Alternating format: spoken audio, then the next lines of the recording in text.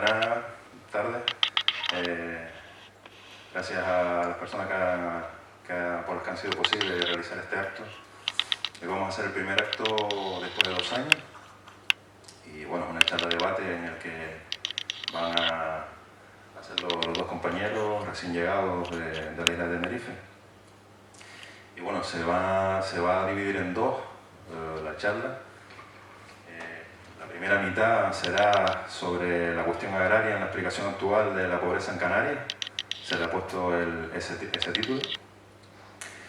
Y la segunda parte, una presentación de la nueva edición que han sacado del periódico Espartaco, el mítico órgano de expresión de la Federación de Trabajadores de La Palma, fundado en 1930, que fue pues el órgano, en fin, de difusión de ideas del movimiento obrero, y que ya a partir del año 36, con la sublevación de estos militares facciosos, pues llegó hasta ahí el camino, y después tocó pues la represión que hubo sobre todo el movimiento obrero y, como no, sobre las personas que estaban militando en este movimiento, el movimiento obrero, ¿no? Los compañeros vienen del Grupo de Investigación del Subdesarrollo y el Atraso Social de la Universidad de La Laguna. Y nada, y entonces por nuestra parte hemos decidido retomar actividad después de 2 años, como decía al principio, porque bueno, en este tiempo, desde el 2019, pues se han adelantado montones de acontecimientos, ¿no? La crisis del 2007 sigue sin resolverse. Es más, se ha aumentado a partir del coronavirus, se ha intensificado, y bueno, ahora se está hablando de los fondos europeos como que si fueran maná, ¿no? Que van a resolver, pues en fin, todos los problemas que puedan haber económicos, que de hecho los hay, y pues el incremento que hay de necesidad en la población y de pobreza, ¿no? En un archipiélago como el nuestro, que en el 2019 hubieron creo que fue 14, 15 millones de turistas, con población de poco más de 2 millones de personas, y estamos hablando que los niveles de pobreza pues superan, no sé si era un 20 y tanto %, ¿no?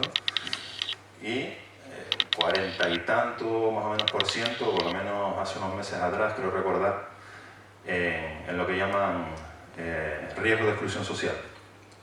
Entonces, bueno, los compañeros, agradecerles a que hayan venido, a Ale también, que está haciendo la grabación del acto, y bueno, y a todos ustedes que nos conocemos, pues gracias por venir. Y el acto, pues lo bueno es que al ser grabado, pues lo difundiremos, y en cualquier momento pues se puede volver a escuchar y a retomar.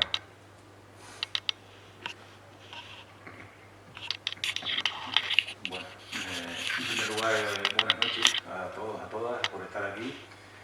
Gracias también a ASO por la invitación a estar aquí esta noche con ustedes y compartir algunas cosas en relación con nuestro grupo de investigación y sobre un tema que creo que es de actualidad desde hace ya unos cuantos años, y que nosotros hemos ido investigando a lo largo del tiempo, a lo largo ya pues bastantes décadas, ¿no? Los mayores del grupo, y desde hace por lo menos entre 15 y 20 años ya, pues los que llegaron más tarde, ¿no? El grupo de investigación. Es un grupo de investigación de la Universidad de La Laguna, y una de las cosas que a nosotros nos interesó desde el principio de trabajar era el tema que a nivel internacional se denomina, por parte de la historiografía marxista, de la cuestión agraria. La cuestión agraria, que es muy importante a nivel mundial, en la medida en que para nosotros explica en parte las causas del subdesarrollo del mundo. Tenemos que tener en cuenta que la mitad de la población del planeta todavía es población agrícola, que vive de las tareas de la agricultura, la pesca, la ganadería, o la minería también se puede considerar como un sector importante. Entonces, nosotros empezamos a trabajar eso porque veíamos que había ciertas similitudes con la historia de Canarias, así que había bastantes similitudes con lo que es el archipiélago. Y ahí empezamos a trabajar, y bueno, y hemos sacado a lo largo de estos años pues diferentes artículos, libros, tesis doctorales, de las que vamos a hablar un poco ahora, y que espero que sirvan de base para también poder entender qué es lo que está pasando en el archipiélago, para digamos, el estado actual en el que nos encontramos, ¿no? Con esas tasas que comentaba Javi sobre la pobreza y qué relación tiene eso con la cuestión agraria. Creo que si hay relación o no todavía con ese tema de la cuestión agraria. Y luego, pues en la segunda parte haremos esa pequeña presentación también sobre la revista Espartaco, que es una revista que significó mucho en esos años de la República y que queremos retomar de una forma muy abierta, ya veremos, ¿no? De una forma muy abierta en el sentido de explicar cómo viven los trabajadores y las trabajadoras en las islas en la actualidad. Bueno, pues vamos ya a comenzar. Vamos a comenzar entonces a ver, les he traído algunas diapositivas para que se entienda un poco mejor toda la explicación. Yo espero no tardar más de 40 minutos aproximadamente para que haya tiempo luego también de compartir con ustedes, porque desgraciadamente estas islas la insularidad es importante y muy pocas veces tenemos esa oportunidad de compartir con otras personas de esas mal llamadas islas periféricas que se dicen, ¿no? Pero es verdad que es una limitación y la centralización de las islas mayores en cuanto a los estudios universitarios, etcétera, etcétera, pues es verdad que sí son un hándicap, ¿no? Y lo hemos podido comprobar en estas últimas semanas también, ¿no? Bueno, pues la idea es que eso, pudiera parecer que el problema de la tierra y el agua en Canarias ya no es significativo para explicarnos la realidad actual. Hemos pasado a una sociedad vinculada al turismo, bueno, que se llama industria, además, ¿no? Dice la industria del turismo, ¿no?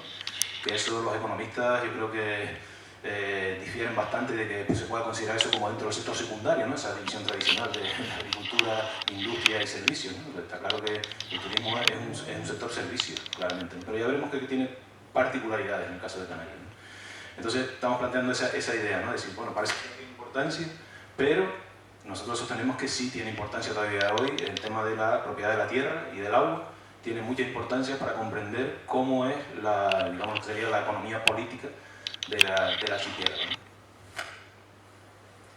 Entonces, esa sería la hipótesis de partida, ¿no? No va a dar tiempo de tratar, este es un índice bastante amplio, ¿no? Si alguien también, no va a quedar grabado, pero si alguien quiere el texto completo de lo que es el trabajo, también lo podemos proporcionar.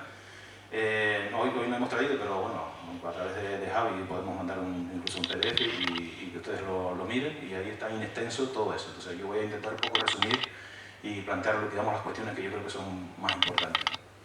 Entonces, bueno, trataríamos todo ese índice que ven ahí, combinado, digamos, con un apartado especial a la última etapa que nos ha tocado vivir, sobre todo a partir de 2008, con la llamada crisis, ¿no? La mayor crisis del siglo XXI, y ver qué es lo que está pasando en este caso con la realidad de la pobreza en las islas.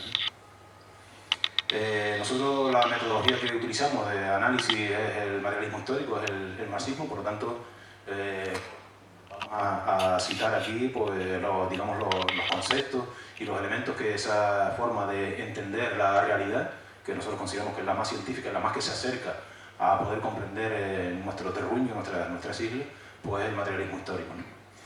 Entonces ahí está el tema de la cuestión agraria y la cuestión colonial, digamos, yo creo que son los dos aspectos que circunscriben a Canarias como una especificidad dentro de lo que es la realidad del Estado español, ¿no? Y ahí pues, bueno, tenemos algunas publicaciones, ahí se ha hecho también un trabajo en relación con esto a nivel también artístico, que también podemos comentar si quieren después en el debate.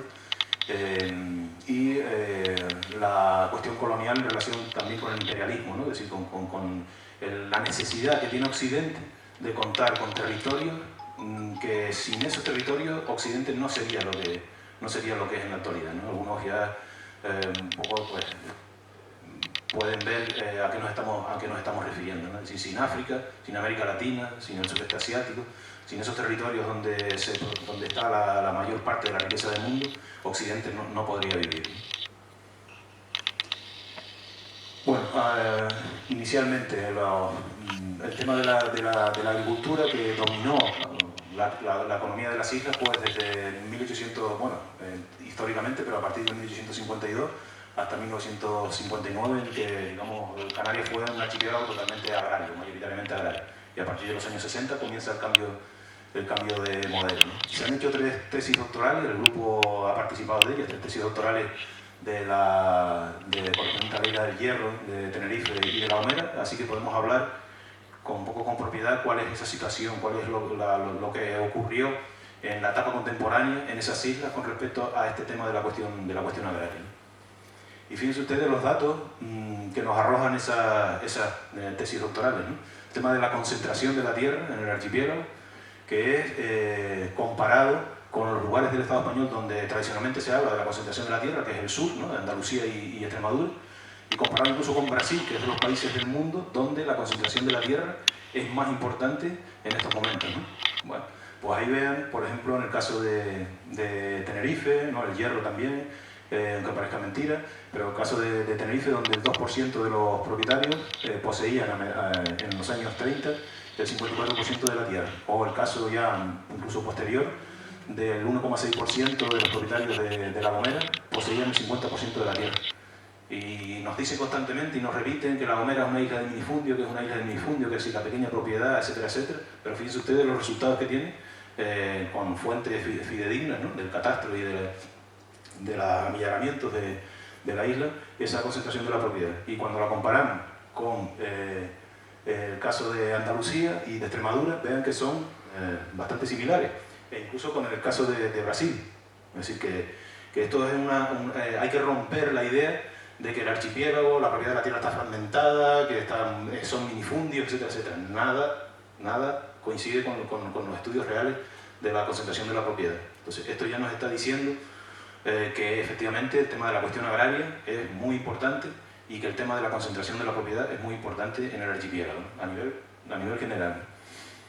Estos son los estudios que hemos hecho, pero que seguro que ustedes aquí tienen más de un ejemplo, ¿no? Ahora mismo el tema de La Palma con la erupción volcánica nos ha dado, estuve hace algunos días allí, y también te da una consideración especial de que es una isla que era un poco particular y singular, y sin embargo no tenemos estudios, pero se va ajustando también a lo que hemos estudiado para las otras islas occidentales, también el tema de la concentración de la propiedad.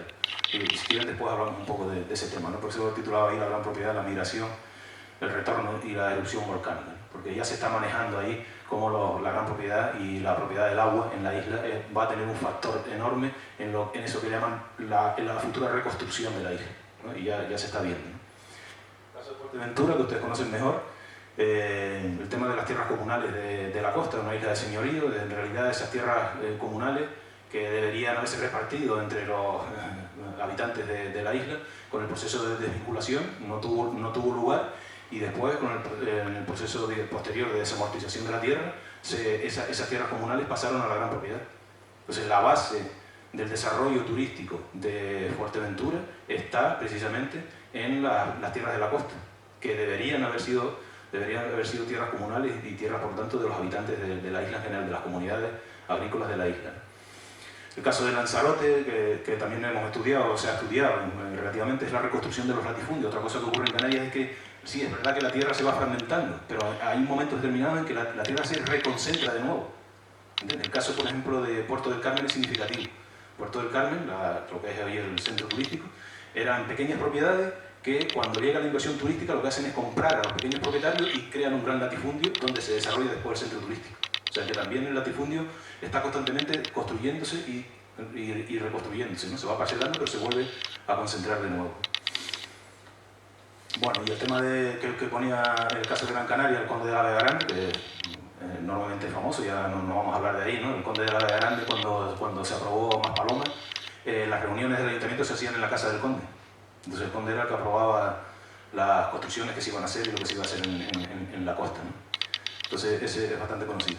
Y uno último que ahora está teniendo bastante importancia, que aquí creo que también ha habido algunas luchas en relación con eso, es el tema de las energías renovables. Es decir, antes se decía que sí, hay concentración de la propiedad, pero la gran propiedad no sirve para nada, son eriales, son improductivos. Pero es que ahora con las energías renovables da igual que sean eriales improductivos.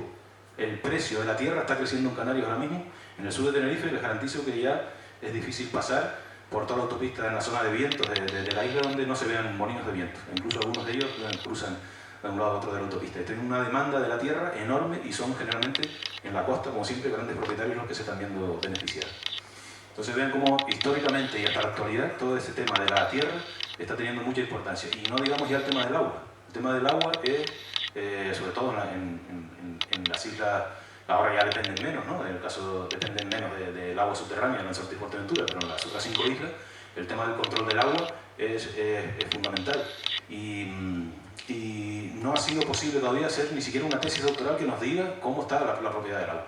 Eso es el tema tabú en Canarias. Y ya sabemos que sin agua no hay agricultura y tampoco turismo, evidentemente. Entonces eso es un tema tabú que es muy difícil. Hay alguna gente que ha logrado entrar en algunas comunidades de regantes y más o menos podemos intuir por dónde va, pero una tesis como hemos hecho de la propiedad de la tierra en el tema del agua todavía no tenemos en Canarias. No lo van a ver bien, ¿no? Pero es un ejemplo del sur de Tenerife. Está en el municipio de San Miguel, el municipio del sur de Tenerife, donde la costa, la parte de la costa, se distribuye entre 7 propiedades, nada más. Todo el litoral de San Miguel lo abarcan 7 propiedades. Y 2 de ellas son campos de golf. Son campos de golf. El resto es una explotación de tomates y bueno, después ya limita un poco más hacia el sur con la zona de Tembel y los cristianos. Entonces eso es una muestra como la propiedad de la tierra en la costa es donde más concentrada está y donde han tenido lugar todos los ciclos de cultivo de Canarias, en la costa. Y el último del turismo, en la costa. Entonces ahí se ve como la gran propiedad es la que siempre ha estado beneficiada. Aquí en el sur de Tenerife se hizo un canal en época franquista, se hizo un canal que iba por la medianía, aprovechando las aguas que se encontraban en el municipio de Fagnia, iban del municipio de Fagnia hasta Adeje, hasta el Roque del Conde, en Adeje. Toda esa canal se hizo para poner en regadío el sur de Tenerife, pero la parte de costa. Los cultivos nuestros de autosubsistencia no se vieron beneficiados apenas de esos canales que se construyeron. Entonces todas las infraestructuras también, si analizamos un poquito, vemos que siempre han beneficiado a la costa y en la costa es donde está la gran propiedad. Es verdad que hay minifundios, porque el latifundio necesita siempre del minifundio.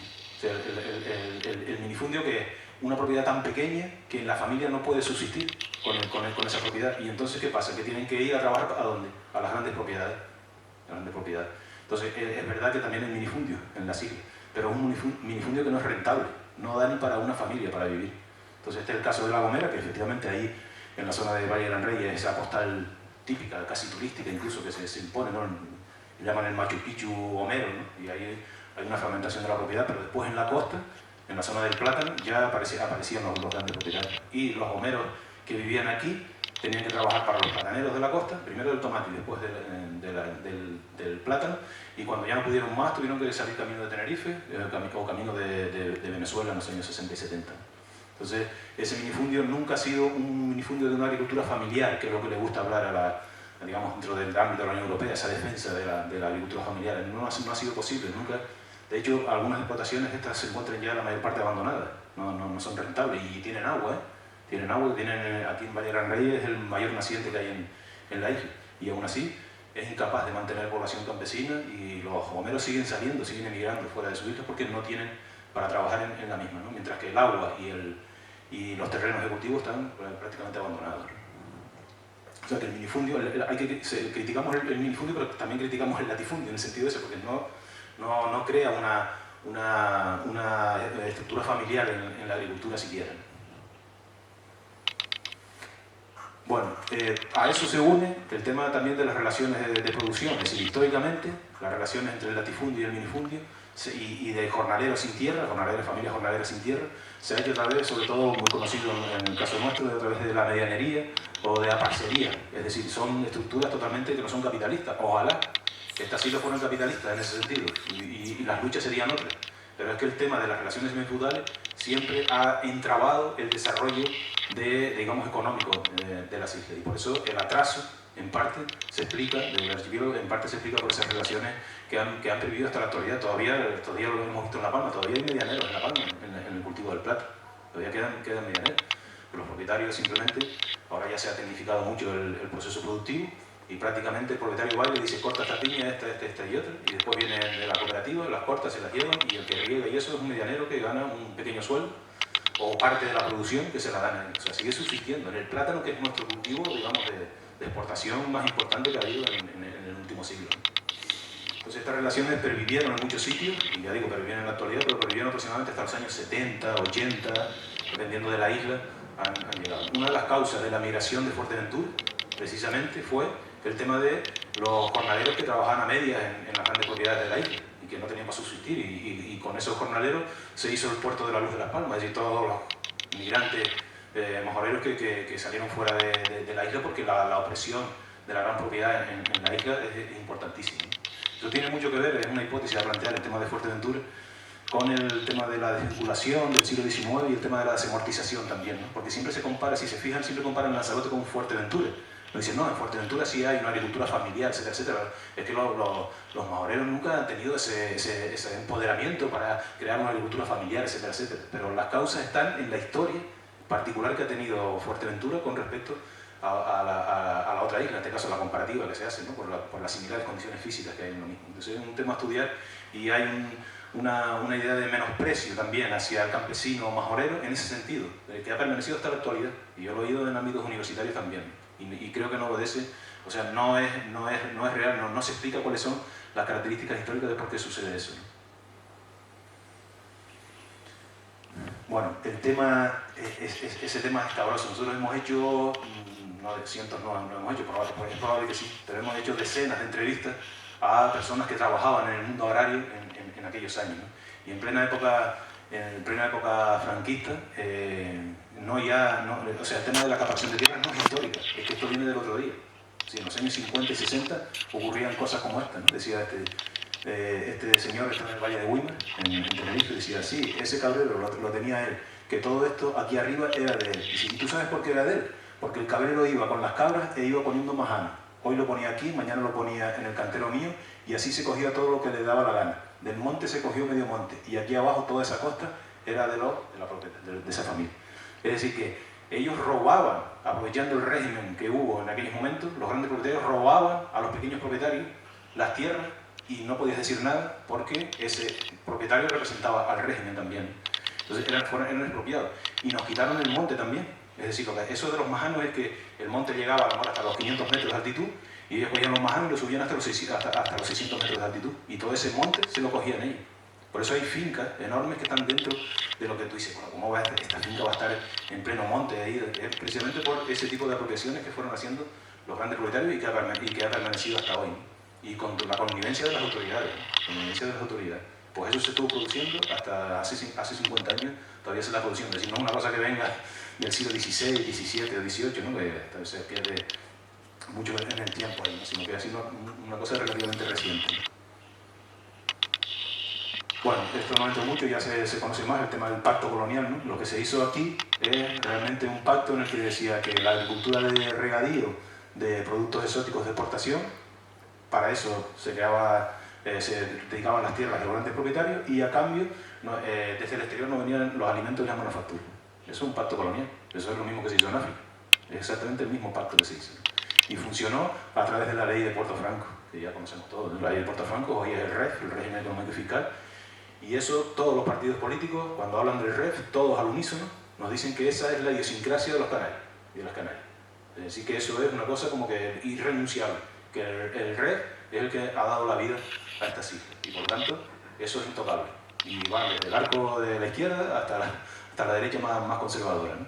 Estos días lo hemos visto con el tema de las quejas a Madrid por quitar ciertas subvenciones para la producción cinematográfica en las islas, ¿no?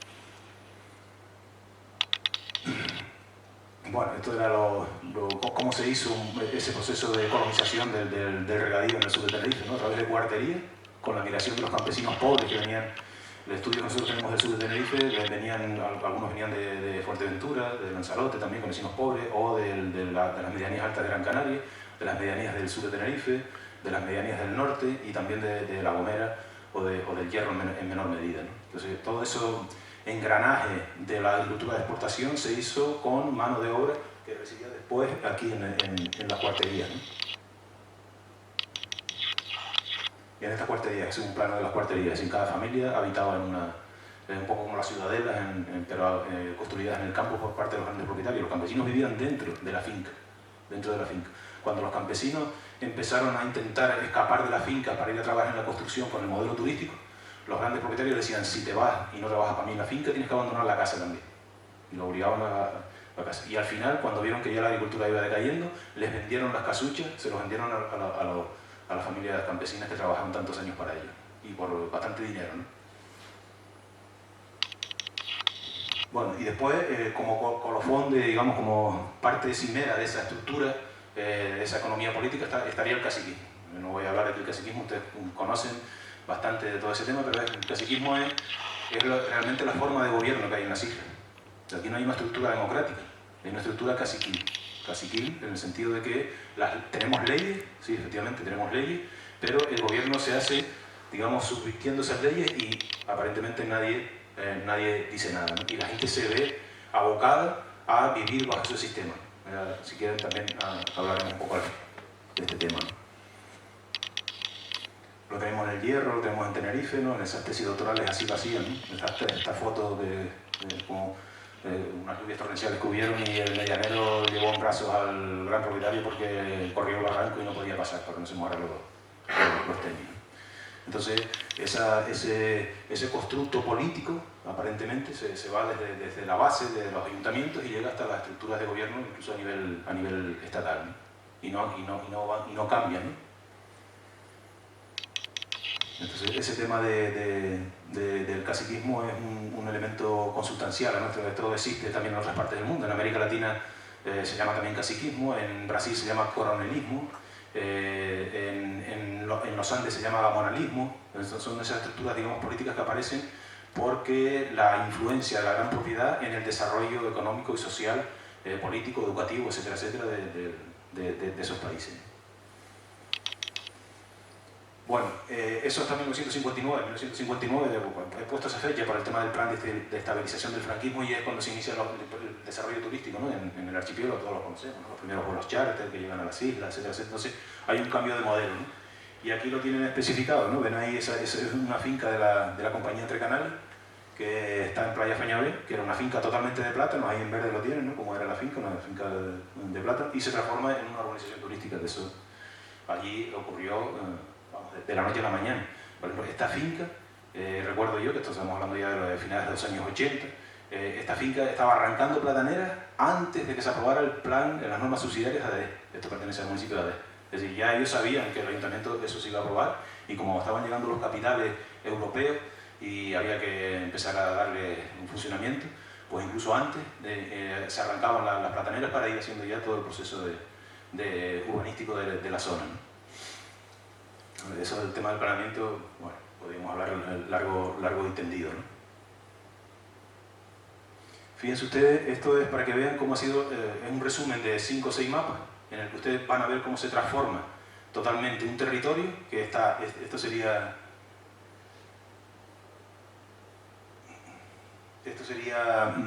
la parte derecha, que no sé si tiene punto aquí por ahí.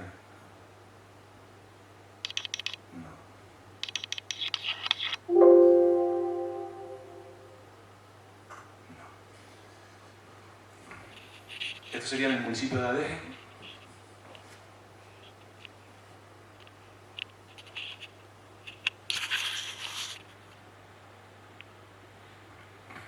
Y aquí, esto sería Playa de las Américas y esto sería la caleta de Adeje, ¿no? Y el límite es un polígono catastral que tiene cerca de 1000 hectáreas. Y este es el litoral, aquí están por las playas de Playa Feñabé, en toda la parte de las Américas Grandes, donde están los grandes hoteles de 5 estrellas, etcétera, etcétera, es toda esta zona. Esta zona, curiosamente, la propiedad está muy concentrada, como pueden ver ahí, es la línea negra, es la que separa unas propiedades de otras, ¿no? Aquí vinieron a invertir, en la época de Franco, aquí tenemos las grandes familias españolas que acumularon dinero a raíz del golpe militar y de los años 40 y 50. Aquí está la finca de Entre Canales, ¿no? Entre Canales, la familia Domecq, que todos conocemos, etcétera, etcétera, vinieron a invertir aquí porque era lo que Canarias producía bien, era plátano en aquellos momentos. Entonces vinieron y sorribaron toda esta zona que era un erial, si se fijan, solamente había algunos cultivos de cereal, de tomate y poquitos de plátano, ¿no? Entonces vamos a ver cómo se fue transformando esa zona en los años 50 y el año 2000, ¿no? San Eugenio, Torobisca, La Caleta, etc., ¿no? Pero el año ya 77, digamos el primer boom inmobiliario que hubo en el sur, ¿no? Luego ahí hubo crisis hasta el año 85, hubo una crisis, desapareció el tomate y solamente quedó parte de la platanera, ¿no?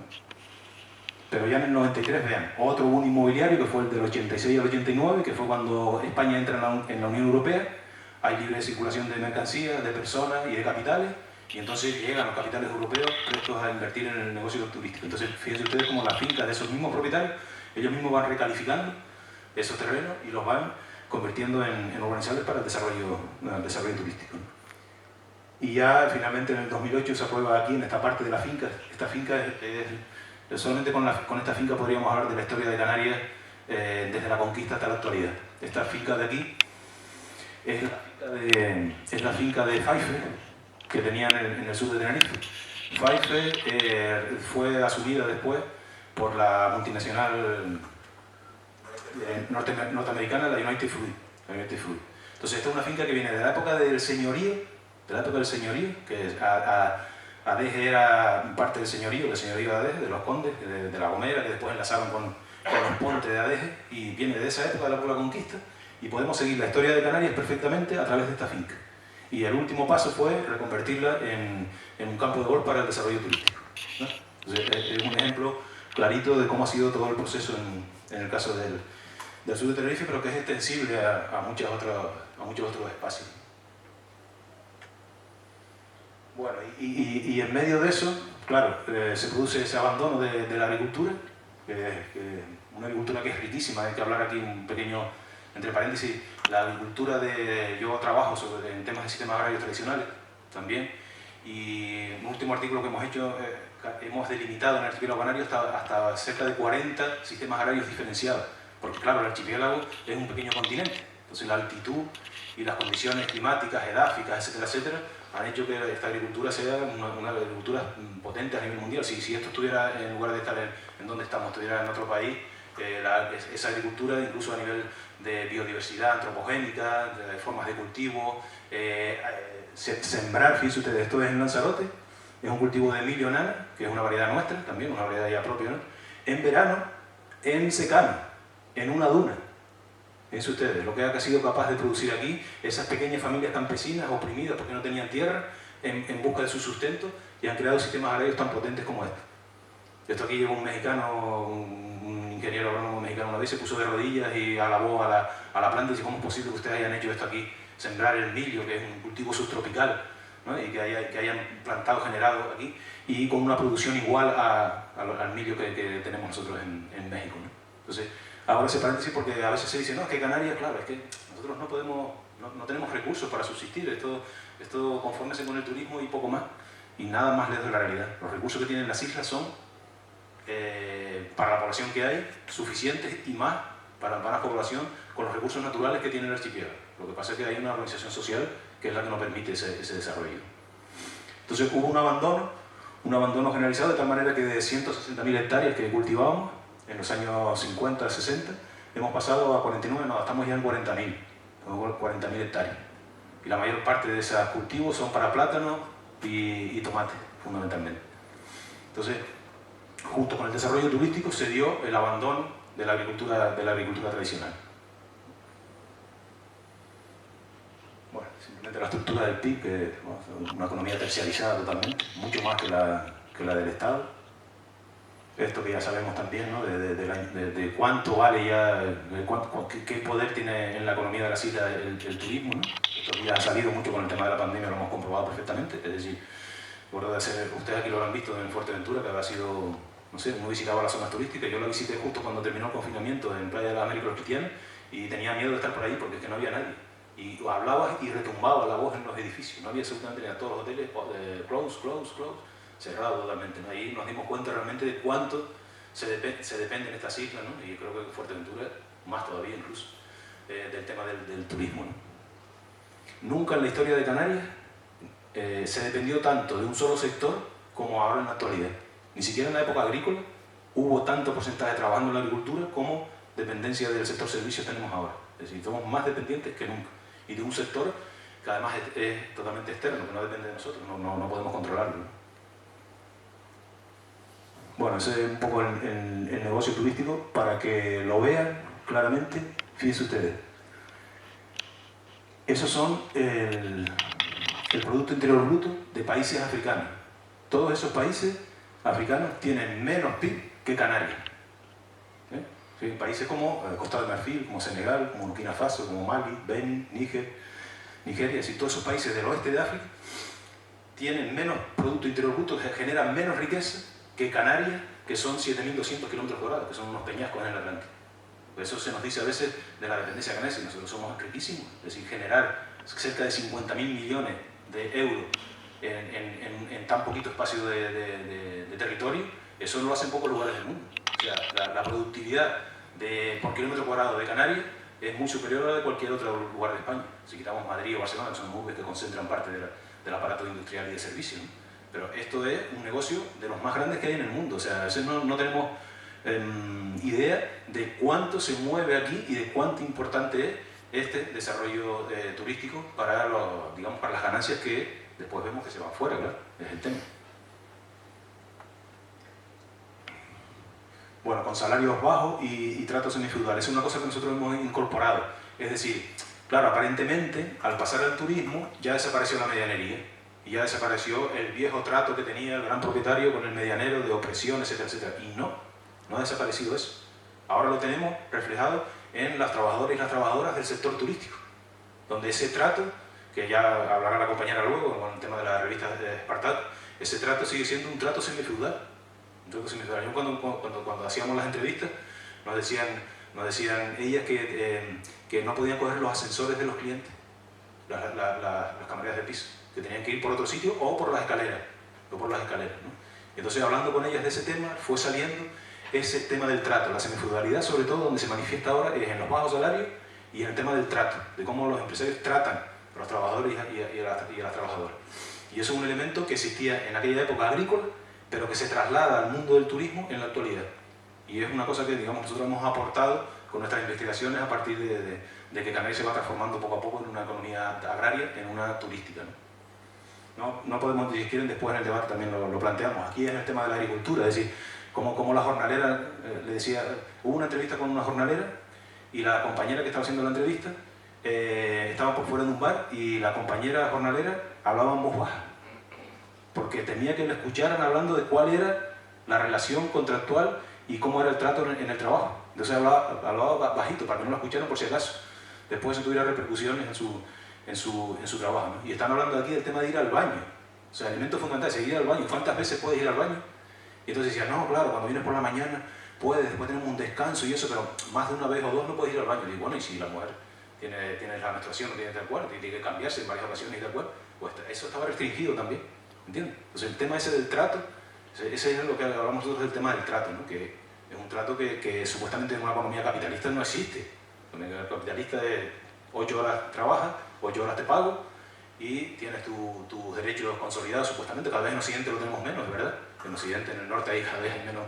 Pero aquí eso ha sido la norma fundamental de funcionamiento para los trabajadores. Entonces pensamos que con el turismo iba a acabar esto, pero no acabó. Sigue habiendo esas mismas condiciones de trato semifeudal y de bajo salario.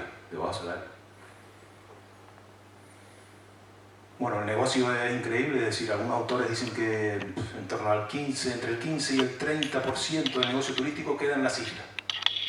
Ahí hay que afinar bien y tal, pero claro, estar produciendo, dedicar toda el agua y todas las tierras, dedicar a un negocio donde solamente queda aquí entre el 15 y el 30% de ese negocio, es decir, para unos salarios, y además que muchas veces después,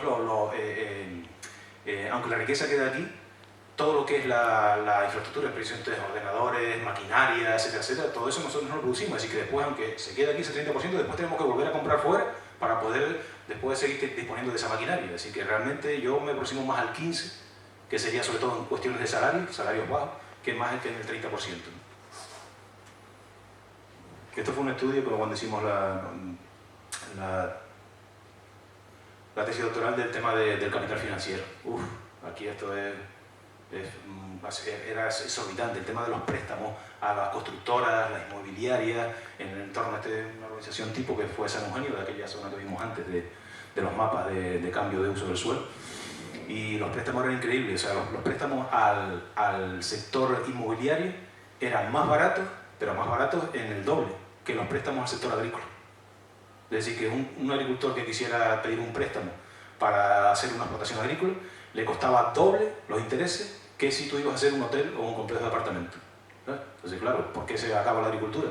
Porque realmente la agricultura necesita financiación, pero al doble, ese es el tema, ¿no? Bueno, los efectos sobre la población y los recursos. Esto es un mapita así muy esquemático, ¿no? De cómo nos vamos... cada vez el espacio, digamos, autóctono donde nos movemos nosotros cada vez es más restringido. ¿Por qué? Porque por un lado están los espacios naturales protegidos, ¿no? A ver, hay casi un 40 y pico % del territorio de las Islas Canarias que es espacio natural protegido. Y poco puedes hacer en esa zona. Pocas cosas puedes hacer en esa zona. Y después en la costa está el turismo. Entonces vivir en la costa también es más caro que vivir en otras partes. Entonces nos va quedando eso que está ahí en negro, que cada vez se va reduciendo más, que es lo que denomina como el espacio autóctono, el espacio donde vive la gente del país, por decirlo de alguna manera, así coloquialmente. Y eso se va reduciendo cada vez más, ¿no? Y con los datos de población lo podemos ver de forma tajante, ¿no? Periferias de las grandes ciudades canarias, de las capitales provinciales, etcétera, etcétera, y después las medianías nuestras, y aquí en Fuerteventura será el interior sobre todo, ¿no? La zona donde queda, donde se concentra mayoritariamente la población, aparte de aquí la capital, ¿no? Bueno, y con ello llegó esa crisis agraria. El pacto que hubo en los años 60 aquí fue: señoras y señores de Canarias, ustedes abandonen la agricultura, que tenemos trabajo para ustedes en la costa. Ese fue el pacto que se hizo. Entonces dijeron: olvídense de la agricultura de medianías, no produzcan, que nosotros se lo traemos en los barcos. Lo traemos cargado, la comida en los barcos, y no hay problema. Entonces, claro, la gente se fue para la costa, se fue a trabajar, e incluso bajó de las medianías altas, empezó a bajar un poquito más hacia las medianías bajas, y ahí se crearon esos núcleos de lo que yo llamo ultraperiferias turísticas, ¿no? Donde vive la mano de obra que abastece a las zonas turísticas, ¿no? Ese fue el pacto, pero el pacto no dio fructificación. Hemos visto, ¿no?, como señalaba antes Javi, la pobreza en el archipiélago. Es decir, el otro día había unas declaraciones de la patronal que decía que nunca en Canarias se había conseguido un nivel de vida tan alto como este. Pero en números absolutos, nosotros tenemos ahora triple de pobreza que la que teníamos cuando dependíamos de la agricultura. Porque somos 2 millones, y en aquellos momentos éramos apenas 600, 700.000. Es decir, la población se ha triplicado por 3. Entonces, en números absolutos, no relativos, porque nosotros no somos relativos, somos personas con nombre y apellido. Entonces, no me lo digas en números relativos, dímelo en números absolutos. Ahora hay más pobres, de forma absoluta, en números, en el archipiélago, que la que había antes de la llegada del modelo turístico. Entonces, se juega mucho con las cifras y hay que tener una lectura adecuada sobre eso. Entonces, creía que con eso bastaba. Este es el tema de las posibilidades. Aquí tienen las posibilidades que tiene todavía el archipiélago de aumentar la producción agrícola. O sea, existe esa posibilidad. Por ejemplo, en el tema de hortalizas, nos abastecemos en torno a un 60%. Esto era en el caso de Tenerife, ¿no? 60%, sí. Todavía había posibilidad de tener 3.000 hectáreas más para dedicarlas al sector de las hortalizas. Y eso, si no la produces aquí, tienes que traerlo de fuera. ¿Entiendes? Entonces, había esa posibilidad. Con el tema de la papa, por ejemplo, había posibilidades de expandir la superficie de papas en más de 5.000 hectáreas en Canarias. Y sin embargo, tenemos el 80% del suelo abandonado. ¿Cómo se explica eso? Porque las importaciones valen más barato, supuestamente nos vale más barato traer la papa de Israel, de Egipto, de Reino Unido, etcétera, etcétera, que producirla aquí, pero porque vale más barato. ¿Por qué vale más barato? Porque tenemos el régimen económico y fiscal. Y entonces esas papas entran sin ningún tipo de tasa. Y entonces las nuestras no pueden competir ahí. Y todos los años es la misma retahíla, ¿no? Es que hay que traer papas de fuera porque no tenemos producción aquí, entonces hay que traer los barcos cargados, entonces claro, pero se juega con el tema de la papa, ¿no? Porque tú la traes de fuera muy barata, la metes en los frigos y cuando no hay papas aquí las sacas a vender. Y entonces las traes a 10 céntimos o 20 céntimos y después las vendes a 1 euro cuando no hay papas en el mercado. Entonces hay una especulación, de igual que de la manera que hay especulación inmobiliaria, hay especulación con los alimentos también. Y este archipiélago podría producir mucho más. Yo no digo que nos podemos autoabastecer, hombre, eso, pero que ahora estamos en torno a, dependiendo de las islas, ¿no? Claro, Fuerteventura es que más del 90% seguro que viene de fuera, ¿no? Pero dependiendo de las islas, supongamos que a nivel general un 20% nos autoabastecemos, pero yo creo que un poco más sí se podría, ¿no? Y creas también, pues ellos que llaman siempre el tema de la empleabilidad, puestos de trabajo, en fin, empresas, paisajes, etcétera, etcétera. O sea, tendría un montón de consecuencias buenas. Pero mientras exista el REF, Mientras exista la Unión Europea y mientras seamos región ultraperiférica, eso, olvídese, no va a poder ser. Consecuencias medioambientales, es decir, el tema del abandono de la agricultura, los incendios forestales. Eso es el tema de evacuar poblaciones enteras, porque antes los incendios solamente estaban en las zonas umbreras, digamos, afectaban zonas de pinares, etcétera, etcétera, pero no bajaban a las poblaciones. Pero como ahora las medianías están abandonadas, bajan también a las poblaciones. Y en Valle de Gran Rey, este fue el incendio, este fue el de Gran Canaria y el de Tenerife, que hubieron hace ya unos años, pero el de Valle de Gran Rey en La Gomera, cuando se quemó parte del Parque Nacional, en Valle de Gran Rey abajo en la costa, casi a 200 metros, a 1 kilómetro de la costa, escaparon casi, no hubo muertos, casi por casualidad. Porque el abandono del barranco hizo que el fuego se propagara por los cañaverales y fuera como si sintieras un fósforo y se extendiera casi hasta la costa, ¿no? Cuando acabaron las cañas se acabó el incendio, en definitiva. Entonces las consecuencias medioambientales, ahora se habla mucho, ¿no?, de la sostenibilidad, del cambio climático, etcétera, etcétera, pero es que esto también está teniendo consecuencias medioambientales. El abandono de la agricultura de medianías, miles de metros cúbicos de tierra que cuando se rompen los bancales, en la zona alta del Valle de Guimar y en el sureste de Tenerife, ¿no?, cuando se rompen esos bancales, se abandonan, se pierden los suelos irrecuperables para toda la vida, que se construyeron con mano de obra esclava, es verdad, pero podríamos tener un poco de, ya que están hechos, poder conservarlos de alguna manera. Nada de eso se está haciendo en estos momentos, nada, se los garantizo. Ustedes van por ahí y lo verán peor que lo que está en esta diapositiva. Y claro, después ves cómo se distribuyen las ayudas, el tema de las ayudas a la agricultura, y claro, vemos ahí, no se ve claramente, pero ahí está el porcentaje de ayudas que reciben los diferentes sectores agrarios, y resulta que el 70% de las ayudas a la agricultura va al plátano, que es un producto que no es para... Hombre, comemos plátano porque como parte de la fruta, pero no es el alimento que nos da de comer todos los días, es una parte, es parte de lo que es la fruta que comemos, ¿no? Entonces el 70% va al cultivo del plátano y después el resto de los cultivos y la ganadería reciben solamente un 30%. Entonces claro, ahí ¿cómo puede competir esa agricultura del mercado interior? Es totalmente imposible, no puede hacerlo. Entonces ahí tienen los datos. Y encima vean qué negocio da el plátano, porque es verdad que hay una agricultura familiar en torno al plátano. Con el tema de la erupción de La Palma se ha visto, hay agricultores familiares que viven exclusivamente de tener unos miles de plátano y eso les da para poder vivir. Pero ahí tenemos un ejemplo de un grupo que hay en Gran Canaria, del grupo de Félix Santiago, que es una constructora y también compró un montón de fincas en la Vega de Galda, de Guía Galda. Pues ese propietario que solamente con 150 hectáreas de plátano que controla, cobra más subvenciones de la Unión Europea que la duquesa de Alba. ¿Sabes? Que la duquesa de Alba es el prototipo de gran propietaria española, etcétera, etcétera. No, la duquesa ya murió, pero bueno, la casa de Alba, ¿no? Pues solamente con 150 hectáreas de control del plátano, él tiene más subvención que la que recibe la duquesa de Alba todos los años. Para que vean el tema de la gran propiedad, a veces en Canarias tenemos que también limitarla. Aquí no hay latifundios de 10.000 hectáreas, de 5.000, de 8.000 hectáreas, pero 150 hectáreas de plátano es como si fuera una gran propiedad de 5.000 hectáreas o 10.000 hectáreas en la península. Hay que tener también en cuenta eso. Bueno, vamos terminando ya. La organización del campo, es decir, las medianías se han visto también con esa problemática de lo que es la organización del territorio que antes ocupaba la agricultura de medianía. Y el tema de la pobreza, ¿sabes? ¿Cómo engarza eso con el tema de la pobreza? Bueno, pues aquí tenemos un pequeño estudio que se hizo de un alumno de trabajo de fin de grado en el caso de Santa Cruz de Tenerife. Vean dónde se concentra la pobreza en Tenerife, en los barrios más populares, y ahí está definida incluso por el colectivo que afecta. El colectivo 2 es mujer mayor de 45 años sin formación pero con experiencia en los servicios, con más de 2 años sin formalizar contratos, ¿no? Entonces ahí se van viendo los porcentajes que se van acumulando en lo que es la pobreza en los barrios de las grandes ciudades. Porque que fueron los antiguos campesinos que vivían en las medianías, etcétera, etcétera, que les dijeron vengan a trabajar en la ciudad y vengan a trabajar en el turismo, y se acumularon en las barriadas y en los barrios populares de la ciudad. Entonces, pero ahí no consiguieron, no hay trabajo, no hay industria tampoco, en las islas cada vez el sector industrial es menor, y se van acumulando ahí, y la pobreza va creciendo. Aquí me imagino que en la periferia también de Puerto Rosario también se puede ver en parte ese proceso, ¿no? Entonces, esto en Santa Cruz, bueno, ahí lo explicaba incluso la concejal, me acuerdo que hicimos una entrevista de asuntos sociales sobre la pobreza ahí, y que a partir del 2008 creció enormemente también.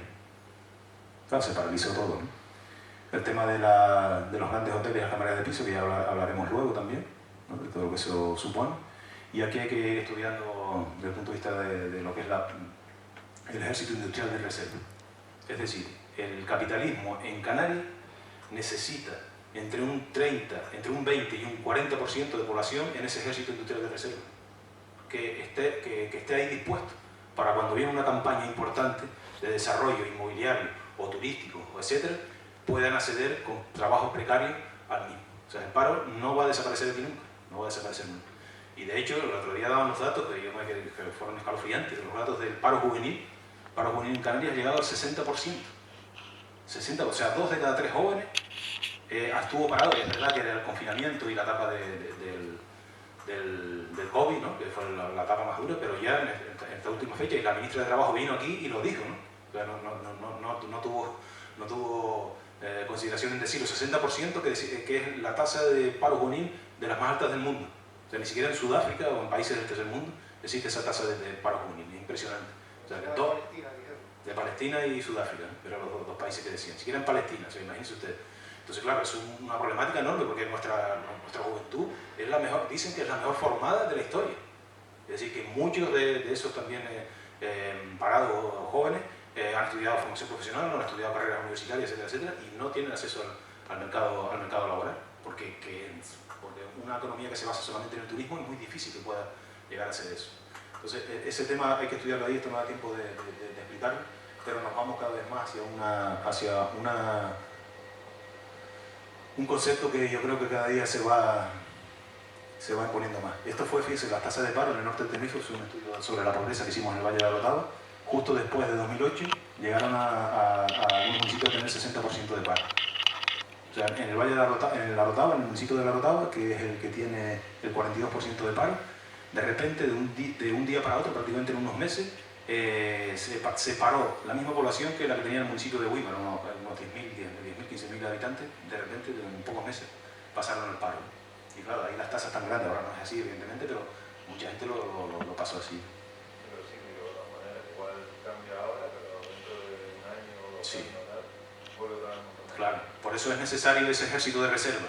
Es decir, el capitalismo, la forma de funcionar que tiene el poco capitalismo que hay aquí, es así, necesita mucho ejército de reserva, es decir, muchos trabajadores que vivan de subvenciones precariamente, etcétera, etcétera, con su familia, los jóvenes no pueden independizarse, etcétera, etcétera. Necesita eso para cuando llega una etapa de boom económico, poder tirar del mismo. Y si no lo cubre, entonces la inmigración, la otra manera que están intentando también ver ese mercado laboral, que también ya forma parte de los nuestros. Ya realmente muchos inmigrantes ya se han quedado aquí, realmente llevan ya 15, 20, 25 años, llevan aquí, incluso tienen sus familias aquí. ¿Y dónde viven? En esos barrios también pobres, también viven en esos barrios pobres de las ciudades y de las periferias turísticas, ¿no?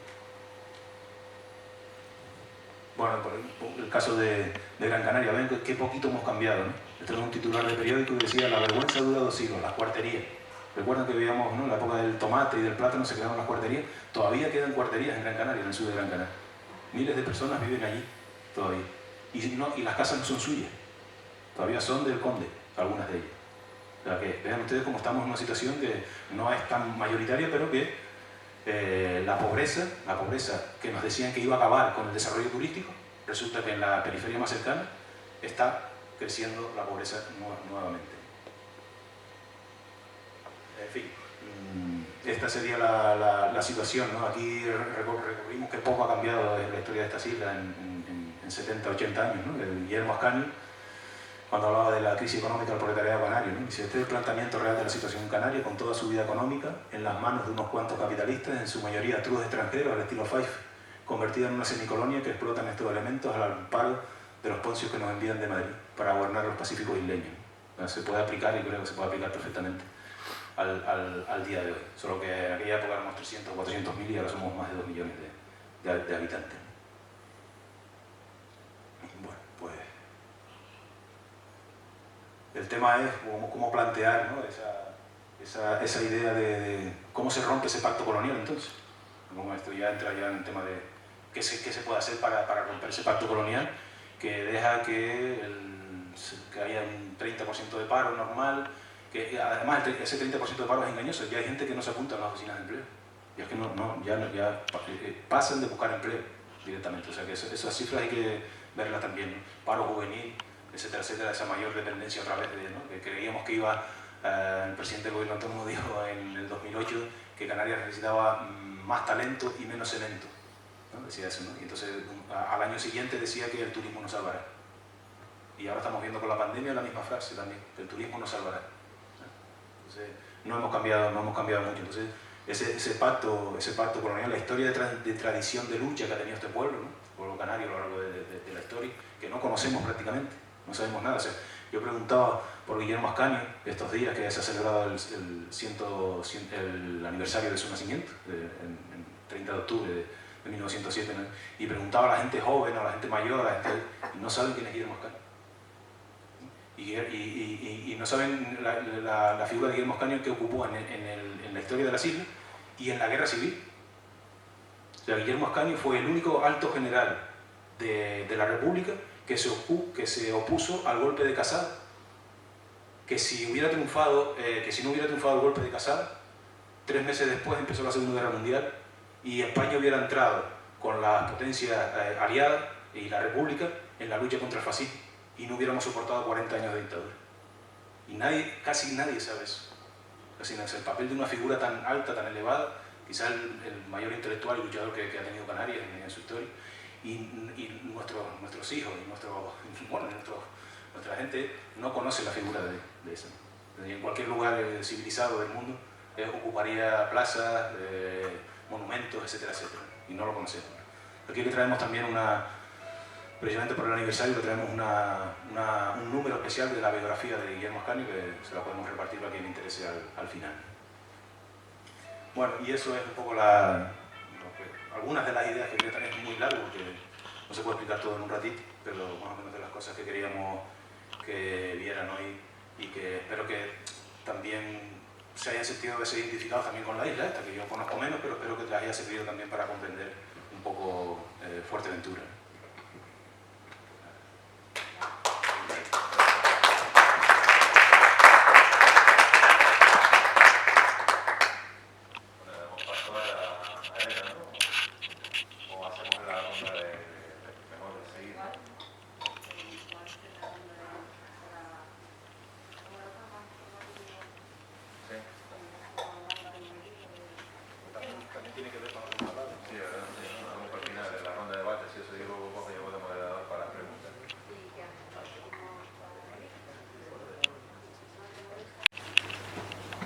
Bueno, mi intervención es para presentarle una publicación que queremos empezar a sacar, que se llama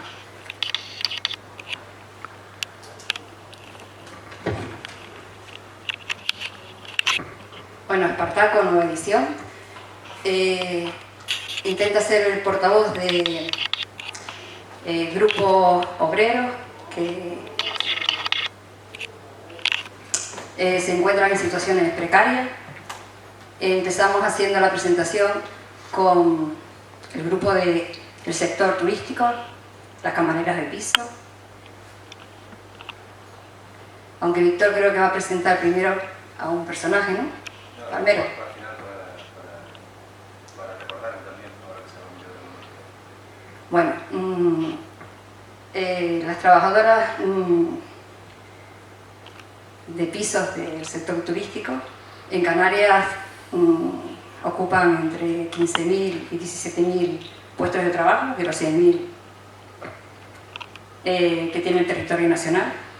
Nosotros lo que hemos hecho ha sido 11 entrevistas, por supuesto anónimas, en rostro y en nombre, aunque aparecen nombres supuestos, pero eso es una muestra más de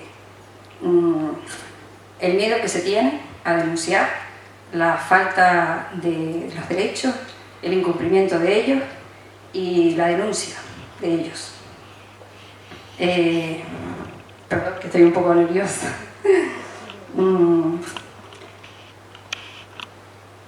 Tenemos un índice de puntos que se tratan en todas estas 11 entrevistas. Lo que más nos ha llamado la atención es que la gran mayoría denuncia que no se siente respaldada respecto a la situación de poderle reconocer que tienen enfermedades laborales ocasionadas por esas malas condiciones de trabajo, que tienen miedo a pedir un día de permiso para ir al médico, para poder seguir haciendo su trabajo, porque muchas de ellas se sienten orgullosas del trabajo que desempeñan, pero tienen miedo de que vean que son incapaces de desarrollar esa función. Van con un kit de analgésicos y antiinflamatorios en sus bolsos. Tienen miedo también porque las representantes sindicales son las únicas que son capaces de hablar en público y de reivindicar. Parece que los sindicatos pues tienen cierta simpatías con la patronal, con lo cual no se siente respaldado por los sindicatos. Aquí en Lanzarote creo que es, ¿no? Está la asociación de las Kelly. En todo el territorio hay como 8 grupos organizados que han intentado pues llevar esto al Parlamento sin tener demasiado apoyo, porque seguimos viendo que siguen teniendo las mismas denuncias. Estas 11 entrevistas han sido realizadas antes del confinamiento y entendemos que después del confinamiento y con los ERTE pues se ha ido agravada su situación. Son situaciones, como ha dicho Víctor antes, que también se muestran en el trato de semifeudalidad. Ya él comentaba como, por ejemplo, no podían deambular por espacios donde estaba la clientela, porque les queda prohibido. Parece que tienen un rol de trabajo que debe ser invisible y ellas no quieren visibilizar. Les indican incluso cómo deben tener recogido el pelo, no de cualquier forma, sino con una forma concreta. A veces tienen ayudas de unos servicios que se llaman ballet, que les ayudan a aportar pues toda esa ropa de cama, esa ropa de baño, esos productos de limpieza. Y en ocasiones estas personas pues, que colaboran con ellos pueden estar un día de la semana, como bien 3 o 4, pero que son insuficientes. Ellas intentan cargar todos los carros lo máximo posible para no perder el tiempo de trabajo, que se les ha visto duplicado. Han intentado pues, que se aumente la plusvalía sin aumentar el número de horas de trabajo. Entonces, el trabajo acumulado de un día que no se realice, pues pasa al día siguiente. Ellas se sienten, muchas de ellas, las que están fijas, mal porque les gusta hacer bien su trabajo y el tiempo que les dan para realizar esa doble jornada que les han añadido no les es suficiente. Entonces, quieren de alguna manera pues, hacerse visibles para que otros grupos, otros colectivos, como por ejemplo nosotros, pues podamos ser un portavoz de su situación de precariedad laboral.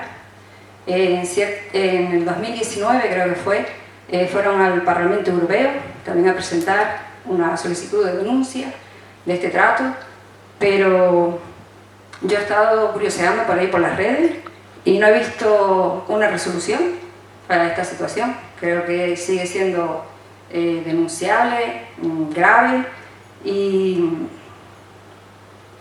que sigue estando presente con este tema de la crisis en la que estamos inmersos después del confinamiento. Ahí nos hablan también de esas contrataciones con empresas de trabajo temporal o bien la externalización de los trabajos.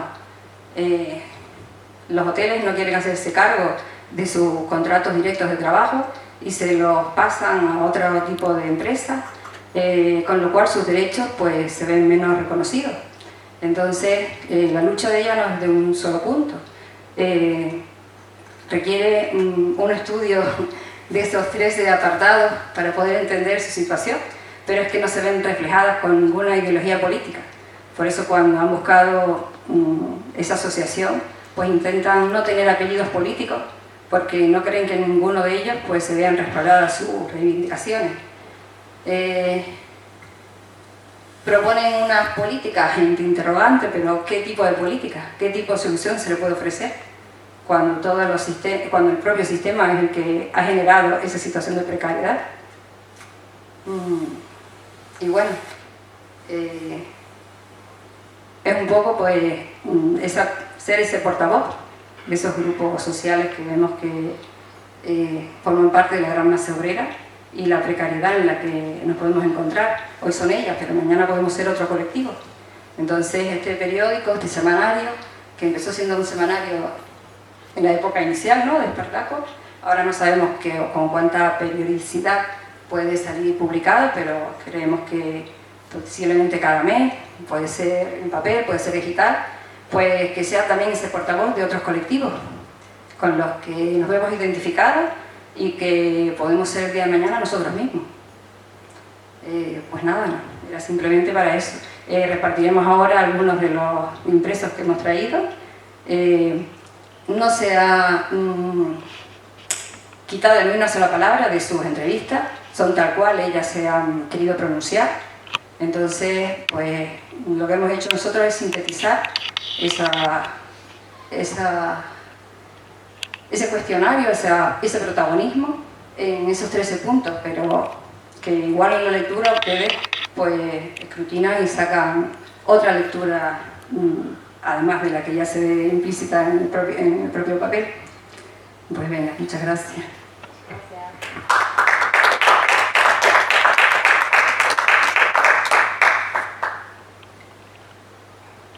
Tenemos también ejemplares de Espartaco, si quieren después también lo consideramos.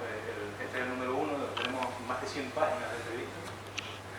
Digo que tenemos ejemplares para poder dar luego y lo vamos a ir sacando por número porque la entrevista abarca casi un libro, de 100 páginas, 11 mujeres que se prestaron a decirnos cuál era su situación real. Entonces iremos sacando poco a poco los números porque sean más o menos asequibles.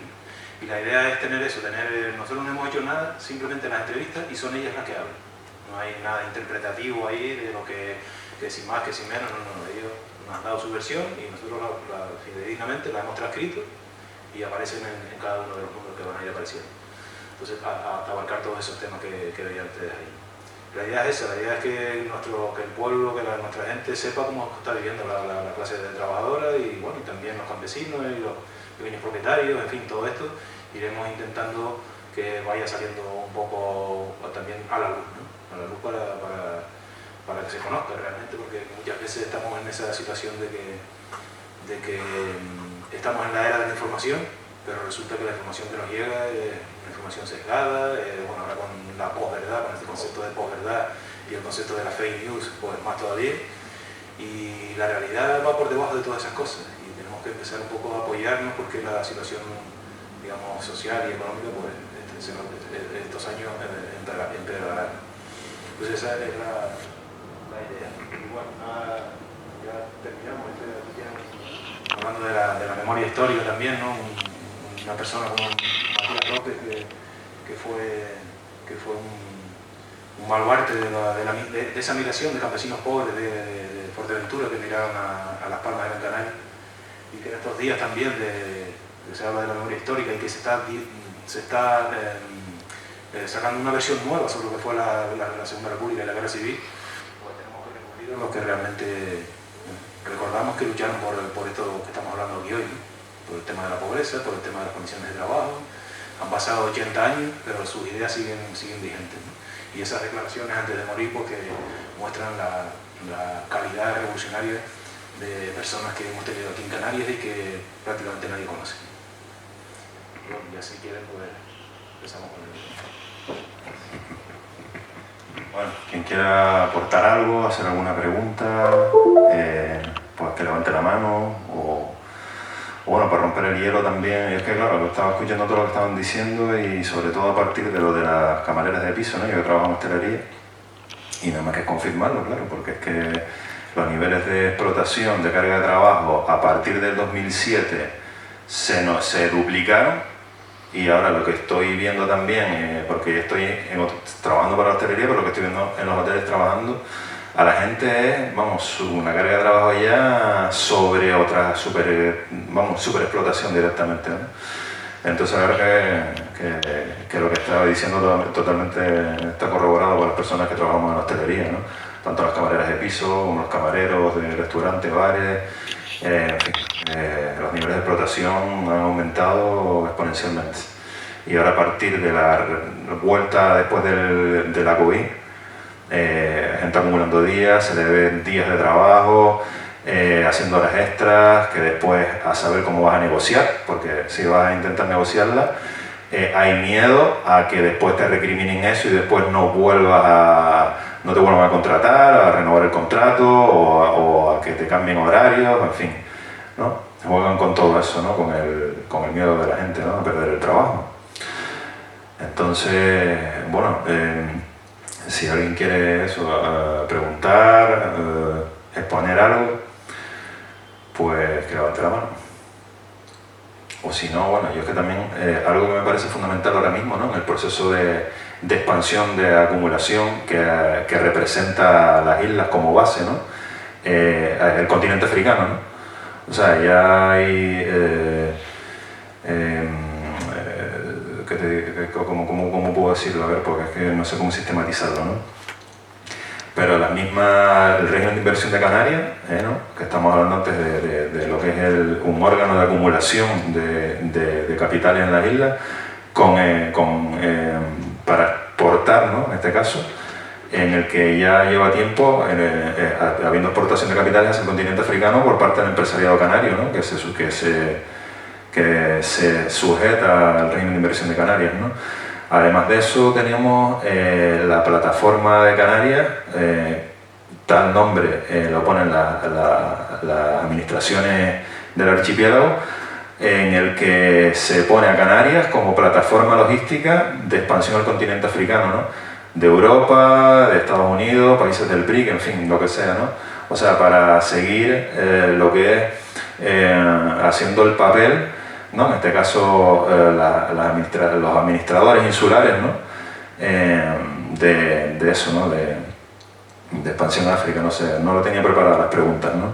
Un poco para romper y intentar pues hablar un poco sobre esa acumulación que se representa hacia el continente africano, ¿no? Y más con lo que está pasando ahora. El año pasado tuvimos como 2000 y pico de personas fallecidas intentando llegar a las costas. Este año ya superó el año pasado de muerte, mientras las administraciones para la expansión de capitales hacia el continente africano están prestas. Pero sin embargo, para todas estas muertes y toda esta gente que está intentando llegar aquí, que estamos hablando de personas, pues se están descogotando mirando por otro lado, ¿no? Entonces creo que, bueno, que se juega ese papel, ¿no? De superexplotación expansiva hacia el continente africano, hacia aquí, hacia donde sea, y simplemente pues eso, ¿no? La pura ganancia a costa de lo que sea, ¿no? Si quieren decir algo, no sé. Sí, Cristian. Sí, yo quería plantear dos preguntas porque se ha planteado en la exposición. Como se ha hablado de pacto colonial, mi pregunta es si los análisis que ustedes han hecho consideran que actualmente Canarias es una colonia. Y la segunda pregunta, que es una reflexión que yo he hecho pero que nunca he comprobado datos ni nada, no sé si ustedes tendrán el tema trabajado, es si creen que en Fuerteventura, no sé si han trabajado un poco el tema de la isla, se está dando un proceso de hawaianización, es decir, de desplazamiento del autóctono. Lo pregunto porque normalmente el majorero se siente minoría étnica en su propia isla. Y no sé si esa subjetividad tiene una base, si hay estudios que puedan corroborar que eso tiene una base, o si es un tipo de reacción exagerada ante la llegada de población foránea. Yo lo planteo en términos de el número de europeos y españoles que llegan a la isla y lo que puede suponer eso de cara a la población local. Esas son mis dos preguntas.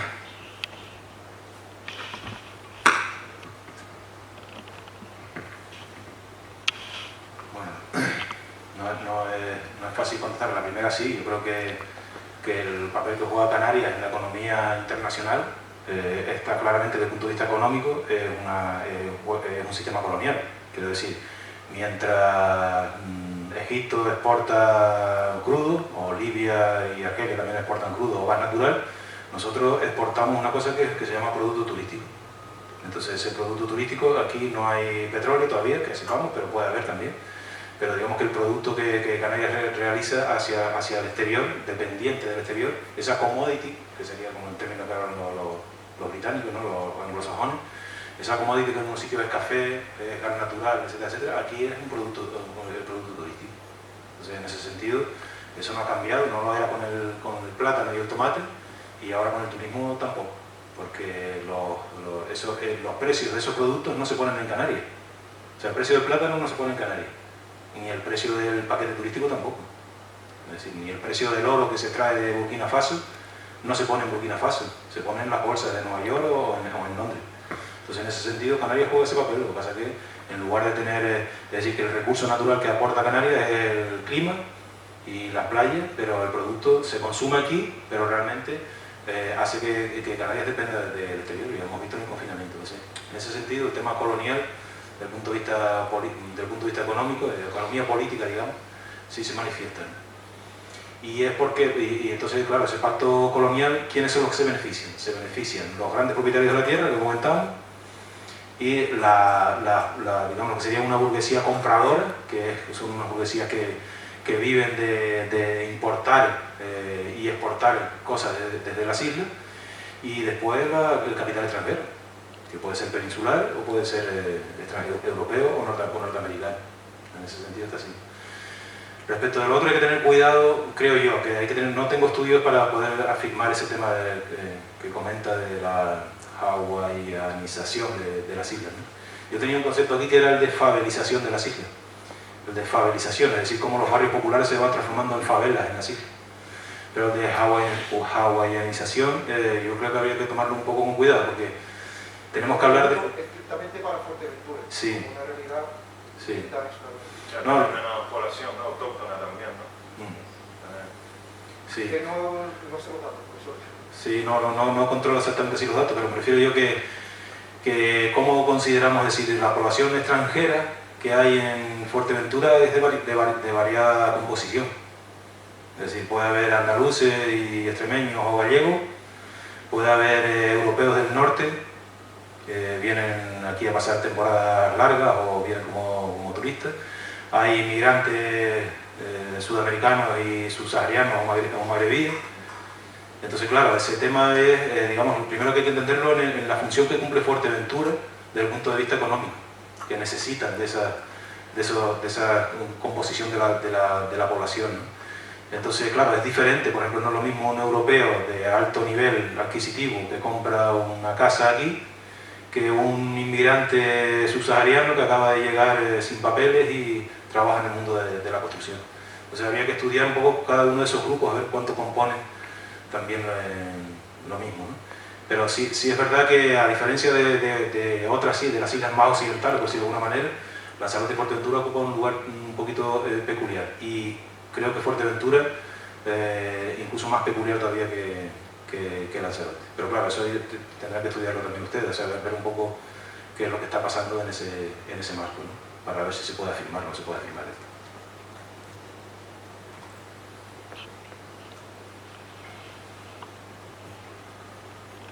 Tenía una duda, por ser optimista. Te lo paso, Juan. No. Con el tema de la grabación. Tenía una duda, y por ser optimista, pensando en que el encarecimiento de la energía y del transporte nos va a tener que obligar a recuperar el campo, porque nos va a salir dentro de nada mucho más caro traer el tomate de Israel que hacerlo aquí. O sea que, por un lado, todo ese encarecimiento que va a haber del transporte nos va a obligar a los que vivimos aquí a tratar de autoabastecernos, ¿no? De alguna manera. No vamos a poder pagar lo que vale un avión, un barco, porque va a ser. Entonces, ahí hay un hueco, o hay, por ser optimista, una esperanza de que podamos recuperar parte del conocimiento y de las posibilidades que tiene la Tierra en las islas, ¿no? No sé, es una... una idea optimista, por no ser muy negativo.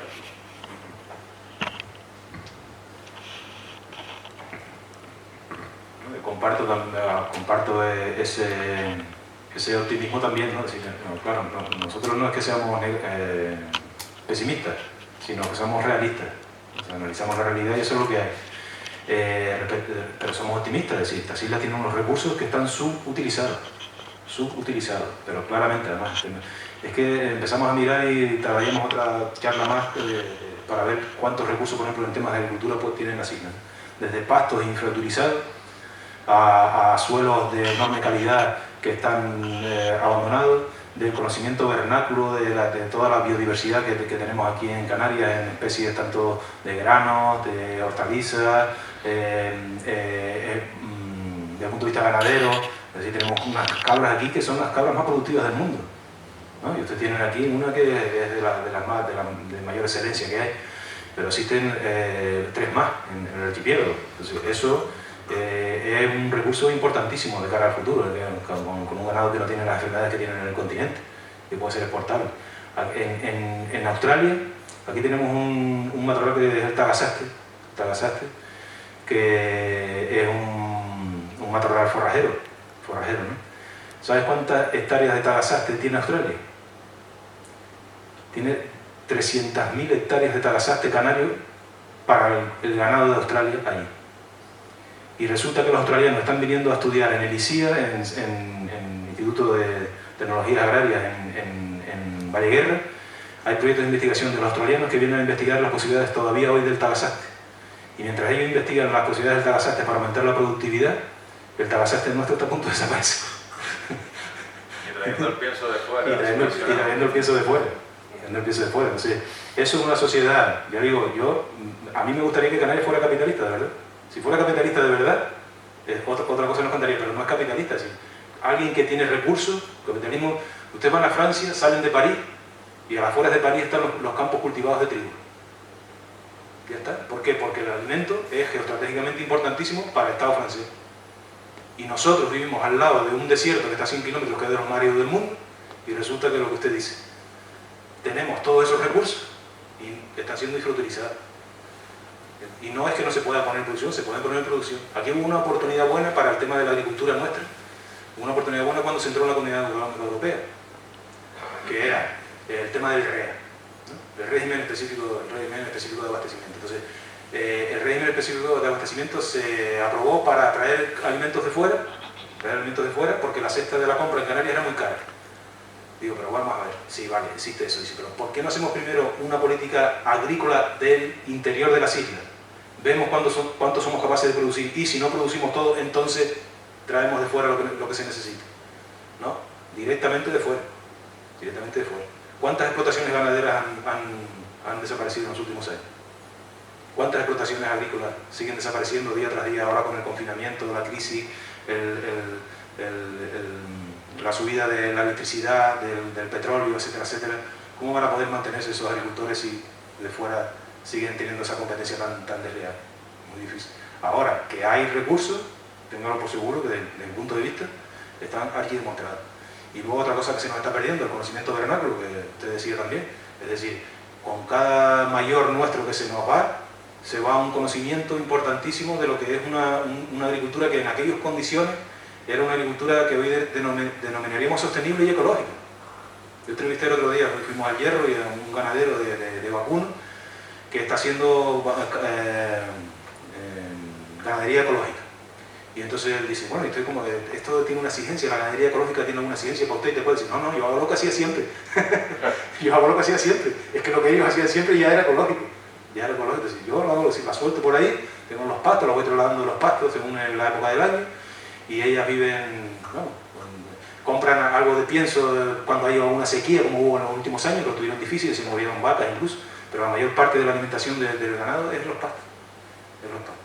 Entonces, las condiciones existen, no es un tema existen si hubiera realmente una política agraria para el archipiélago que dijera exactamente lo estratégico que es para un archipiélago el tema de la comida. Pues son 2.100.000, ¿estamos bien? 2.100.000 más, si sumamos ahora no se va a recuperar de pronto, pero los millones de turistas que venían, suponían como si tuviéramos una ciudad de 250.000 habitantes más en Canarias, con los millones de turistas que llegaban, porque los turistas están nada más que 8 o 9 días. Entonces, si sumamos todos los días que están, estamos alimentando realmente, o sea, se están alimentando en Canarias 2,5 millones de personas. 2 millones. Imagínense si habría mercado o no habría mercado para poder hacer eso. Y además con una dieta alimentaria como en Canarias, que es pescado, carne, cereales, en fin, de una riqueza extraordinaria por la zona donde estamos. Tenemos la tecnología del agua. Tenemos la tecnología. Y tenemos agua. Sí, el agua era una cosa que sí, que era impensable, ¿no?, que se pudiera cultivar. Es eso, estamos destrozando todas las correntías, todas las auquias, ¿no? O sea, mucho todo eso que ha funcionado históricamente está, no se ha conservado como se debería haber conservado. Eso, que no se perdiera una gota y que tampoco se perdiera tierra, que la tierra, al recibir el aporte de las correntías, pues funcionará. Eso está perdiendo por las carreteras, por los caminos, por la urbanización.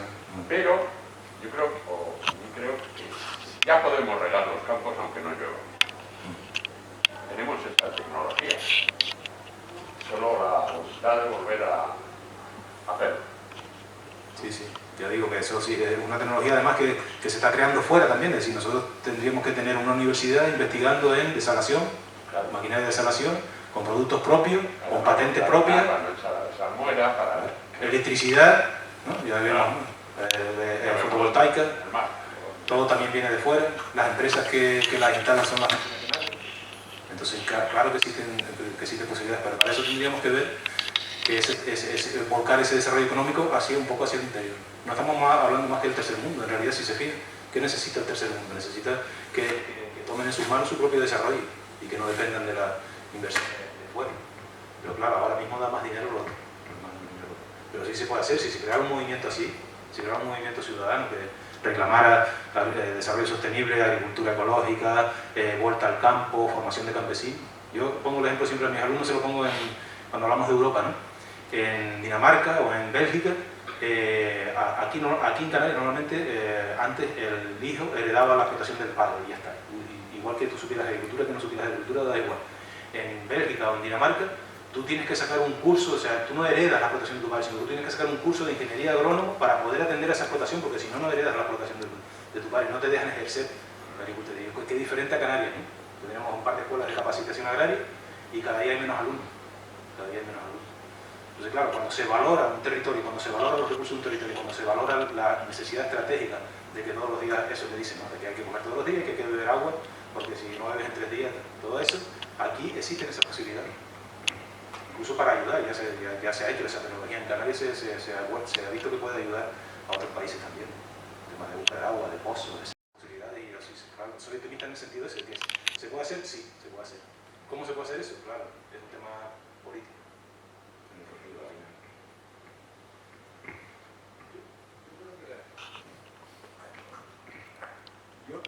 Me parece que la situación de ultraperificidad del archipiélago, que deriva de su situación subcolonial, hace inviable un desarrollo autosostenible.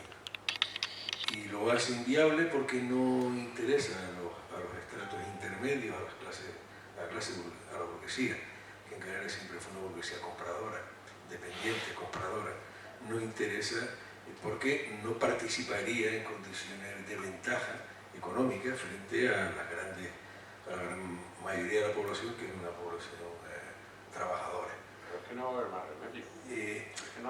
Otra cosa es cómo el capital se va recomponiendo y va mutando, ¿no? Porque después de la crisis del 2008, el capital español, que no deja de ser un capital dependiente, quiero decir, España no es precisamente una potencia de primer orden, viene a ser en este caso tiene una situación colonial respecto a los núcleos centrales en Europa, ¿no? Pero por eso hablo de Canarias como una subcolonia, porque es colonia de otra colonia, ¿no? En el esquema que planteaba a mí algún tiempo atrás. Pero el capital español interesó la salida adelante de la crisis del 2008 fue el fortalecimiento del sector turístico. Y ese sector ya no se va a recuperar en las condiciones que tuvo en esta década pasada. No se va a recuperar por, entre otras, las crisis energéticas que van a llevar a que la aviación no vaya a tener la potencialidad que ha tenido ahora y por tanto no puede llegar 18 millones de personas como lo hacían hace algunos años. Y la salida que está tomando ahora el capital en esta colonia nuestra es la de la vía de vestirse de verde en torno a la potenciación de parques eólicos y parques fotovoltaicos. Las principales inversiones que ahora se están haciendo en Fuerteventura ya no son, por supuesto, hoteles, sigue habiendo restos de infraestructura pagadas con fondos públicos, como es la autovía norte-sur o como va a ser el muelle de Corralejo, pero como inversión privada, ahora fundamentalmente está Naturgy con sus parques fotovoltaicos, y DISA, ¿no? Quiero decir, son las principales inversiones que se están produciendo. Y los espacios que más se están ocupando ahora son esos espacios derivados de estos parques eólicos y solares que están montando como zetas y que quieren seguir montando como zetas por toda la isla para convertir la isla en un espacio una isla exportadora de energía hacia otros territorios insulares. Entonces, las condiciones del capital van mutando y lo que hay que seguirle, yo creo, es la pista precisamente a ese capital, para ver un poco por dónde van los tiros. Porque el último gobierno de Canarias nos metió una bala de oro en nuestros corazones cuando aprobó la nueva ley del suelo, la ley que se aprobó en el anterior gobierno de Clavijo, es una ley atentatoria contra precisamente uno de los espacios que teníamos con riqueza en el archipiélago, son los espacios de medianía. Una vez perdida buena parte del espacio costero, como tú bien has mostrado antes, la idea era ocupar el espacio de medianía, llevando lo que eran las explotaciones urbanas a la zona que son zonas de riqueza agraria, yo he hecho trabajos con los chicos, las chicas y los chicos han hecho trabajo conmigo en torno a al nivel de soberanía alimentaria que tenemos aquí. En Fuerteventura no llega al 9%. No llega al 9%. Yo hace un tiempo trajimos a un señor que nos vino a explicar una charla ahí en el instituto, que era un empresario del puerto de la Luz de Las Palmas. Hay 2 federaciones de empresarios allí, y uno de ellos, un presidente de una de las federaciones, y nos decía que se dedica a la venta, a los granos, se dedica al negocio granero con Aricana, y este señor nos decía, muy tranquilamente, que a él le salía más barato traer el trigo de Argentina, meterlo en Rotterdam, y de Rotterdam traerlo al puerto de la Luz y Las Palmas, que encargar un contenedor de Fuerteventura a Gran Canaria. Eso te va a acabar. Sí, pero quiero decir, el régimen económico-fiscal beneficia ese tipo de dinámicas y precisamente perjudica a aquellas otras que irían en la línea de garantizar soberanía alimentaria en nuestro territorio.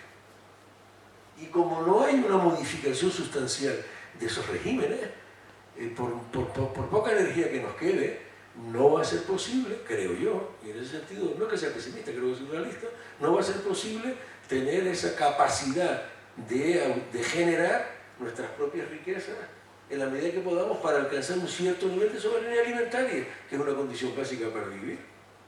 Tengo yo la impresión. Entonces, yo creo que la cuestión es seguir la pista a esos prebostes del capital y ver en qué medida están entre ellos relacionados y quiénes son los beneficiarios finales en nuestro territorio para agarrarles la oreja, porque son los reales responsables de nuestra miseria, creo yo.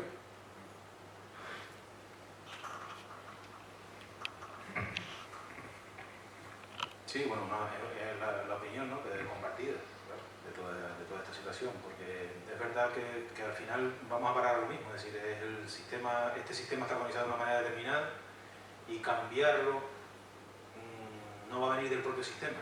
Tenemos que hacer otro tipo de organización que esté por esa labor. Fíjense ustedes, la soberanía alimentaria, parece mentira que nos lleve eso a esa reflexión, ¿no? Soberanía alimentaria, si entra dentro de la lógica, ¿no? ¿Sabes? El mundo que nos ha tocado vivir es una cosa elemental. más cerca esté la comida, mejor. ¿No? Y más para un archipiélago, es decir, que aquí no puede llegar también cargado. Aquí o llega por avión, que es muy poquito, o llega en barco. ¿No? Y entonces es verdad, ese tema, por ejemplo, en La Palma ahora se está planteando el encarecimiento de la comida, porque al no tener plátanos para exportar, el tema del negocio de las navieras es que si tienes plátano para exportar, yo me llevo el plátano de La Palma para la península, va al barco lleno y para acá traigo la comida, pero ahora no hay plátano, entonces las navieras van a subir los fletes, entonces eso va a haber un conocimiento. Fíjense ustedes, una cosa que es tan elemental como ello, ¿no? Entonces en el futuro, claro, nos vamos a tener que fijar en eso sí o sí, porque puede haber carestías alimentarias, y sobre todo también el tema de la relación de los salarios con la inflación, que alguien comentaba también antes, ¿no? Es decir, cómo van a subir los precios y los salarios estancados.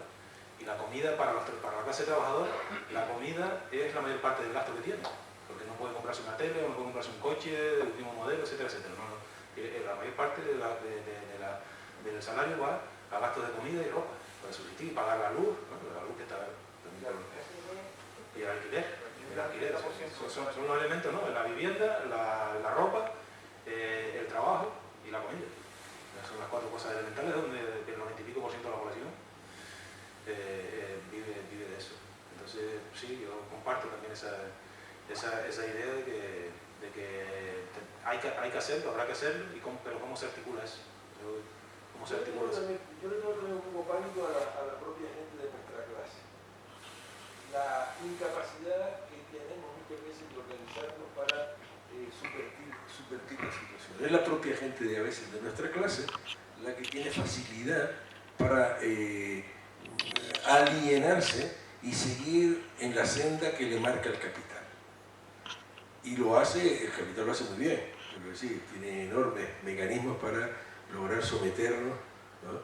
Y sobre el criterio del fetichismo de la mercancía, nos permite engañarnos, autoengañarnos y pensar que por tener vamos a ser mucho mejores y vamos a ser mucho más felices, ¿no? Y para tener necesito darle una patada al de al lado. Y en ese sentido yo creo que nos van ganando muchísimo la partida. Y actualmente utilizan además unos recursos, civilinamente utilizan unos recursos que lo que hacen es llevarnos hacia una cada vez mayor individualización. Si ustedes van a un centro educativo y se ponen en el recreo a mirar qué hacen los chiquitos, si les dejas móvil, todos los chiquitos no hacen sino con el móvil, whatsappear, jugar, relacionarse, pero cada uno consigo mismo. Se hace difícil facilitar entre ellas y ellos un común acuerdo, de debate, de diálogo. Quiero decir que el sistema les está colocando demasiado vicios, ¿no? Para que efectivamente no sean capaces de mirar a la otra persona, hablar con la otra persona, discutir y debatir, criticar, ¿no? Y eso lo ve desde la gente jovencita. Y ese individualismo tan exacerbado de esta sociedad del capitalismo neoliberal nos está dificultando enormemente el poder llegar al otro de igual a igual y discutir y debatir, oye, vamos a ver qué nos está pasando. Y sobre todo buscar fuentes de información fidedignas, porque a través de esos medios, tú lo comentabas, Javi, las fake news son enormes, se lo creen todo. Y estamos hablando de la gente joven, que es la gente que mañana cuando salgan del instituto van a estar paradas, ¿no? Y que son quizás los que más tendrían que estar preocupadas, ¿no? por lo que les va a tocar encima. Y perdón mi pesimismo.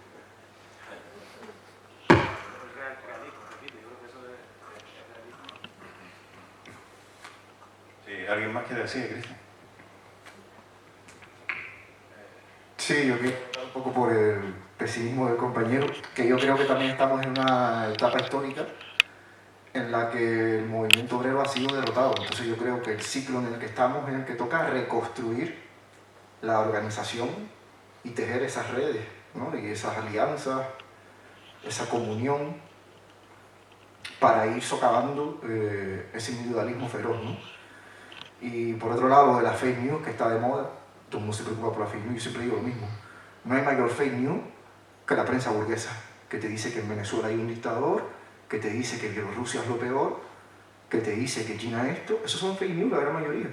Y ya si te pones a leer lo que decían de la URSS en la Guerra Fría, es que, vamos, qué mayor fake news que decir que la luz está subiendo por culpa de Putin, ¿vale? Como dijo El País, noticia real del País, ¿vale? La luz sube por culpa de Putin. Sí, no puedo criticar al gobierno español por la subida de la luz en España, pero sí a Putin. Joder, no sabía que era Putin el que gobernaba en España, ¿sabes? Es decir, es que es tremendo, y ahora nos dan la cantinela con Nicaragua, que es flipante, porque a 100 kilómetros de Fuerteventura hay una guerra. Y no he visto en ningún medio español decir, el régimen marroquí es un régimen criminal.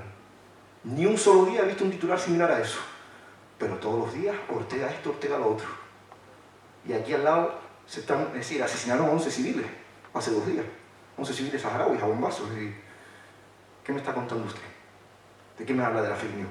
Si quiere acabar con la fake news, si eres su medio, que es el que suelta la fake news todos los días. Sí, de cómo cubren también la realidad, ¿no? Porque estamos esperando una reforma laboral, estamos esperando también a que tumbaran la ley Mordaza, y resulta que va a haber una reforma. La ley Mordaza, pues, se va a dejar cuando están aumentando exponencialmente. Sí, sí. Suicidios, tomas ansiolíticos, etcétera, etcétera, ¿no? Sí, la ley Mordaza digital. Entonces, claro, todavía hay posiciones de engaño con esperanzas, ilusiones de que, en este caso, los socialliberales o socialdemócratas van a hacer grandes cambios, se va a esperar unas políticas keynesianas que no van a ser posibles de aquí a 2 años, cuando el Banco Central Europeo y la Unión Europea, pues, empiecen a pedir, pues, las reformas que tengan que haber, laboral, el hachazo a las pensiones, etcétera, etcétera. O sea que lo que viene, pues, va a ser hachazo, ¿no? Principalmente a la clase trabajadora de los sectores populares, ¿no? Desde luego.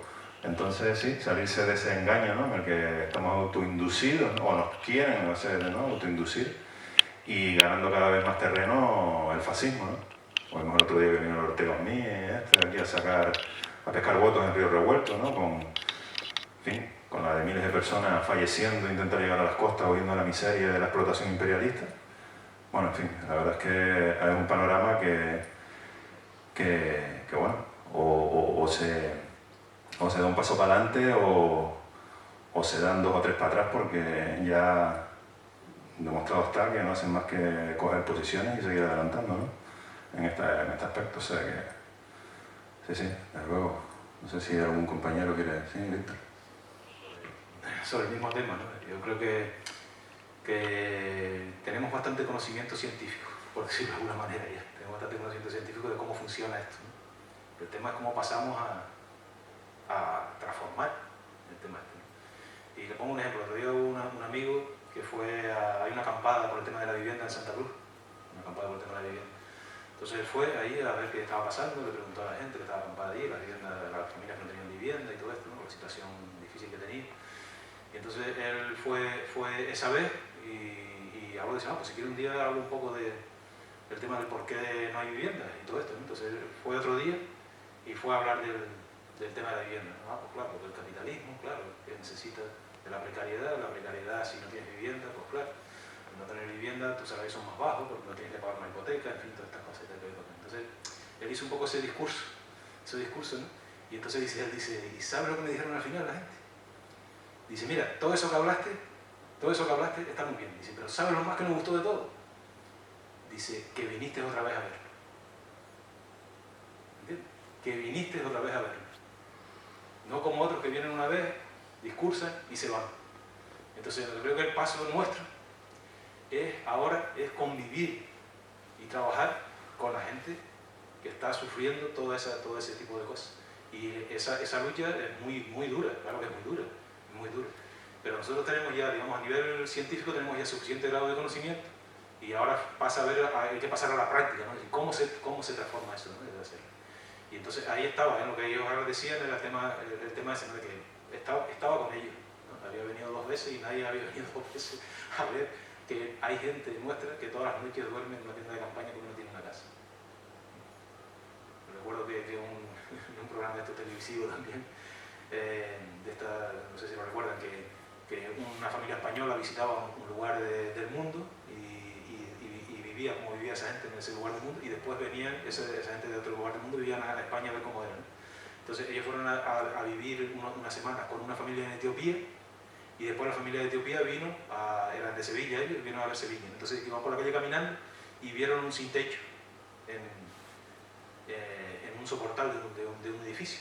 Dice, y le pregunté, mira, esta persona, ¿no? Le traducía, claro, y no hablaba español, el traductor dice, no, ¿y esta persona por qué está ahí? Dice, no, es que no tiene casa. Dice, ¿cómo? Dice, no tiene casa, eso es imposible. Dice, sí, no tiene casa. Dice, eso allí no ocurriría nunca.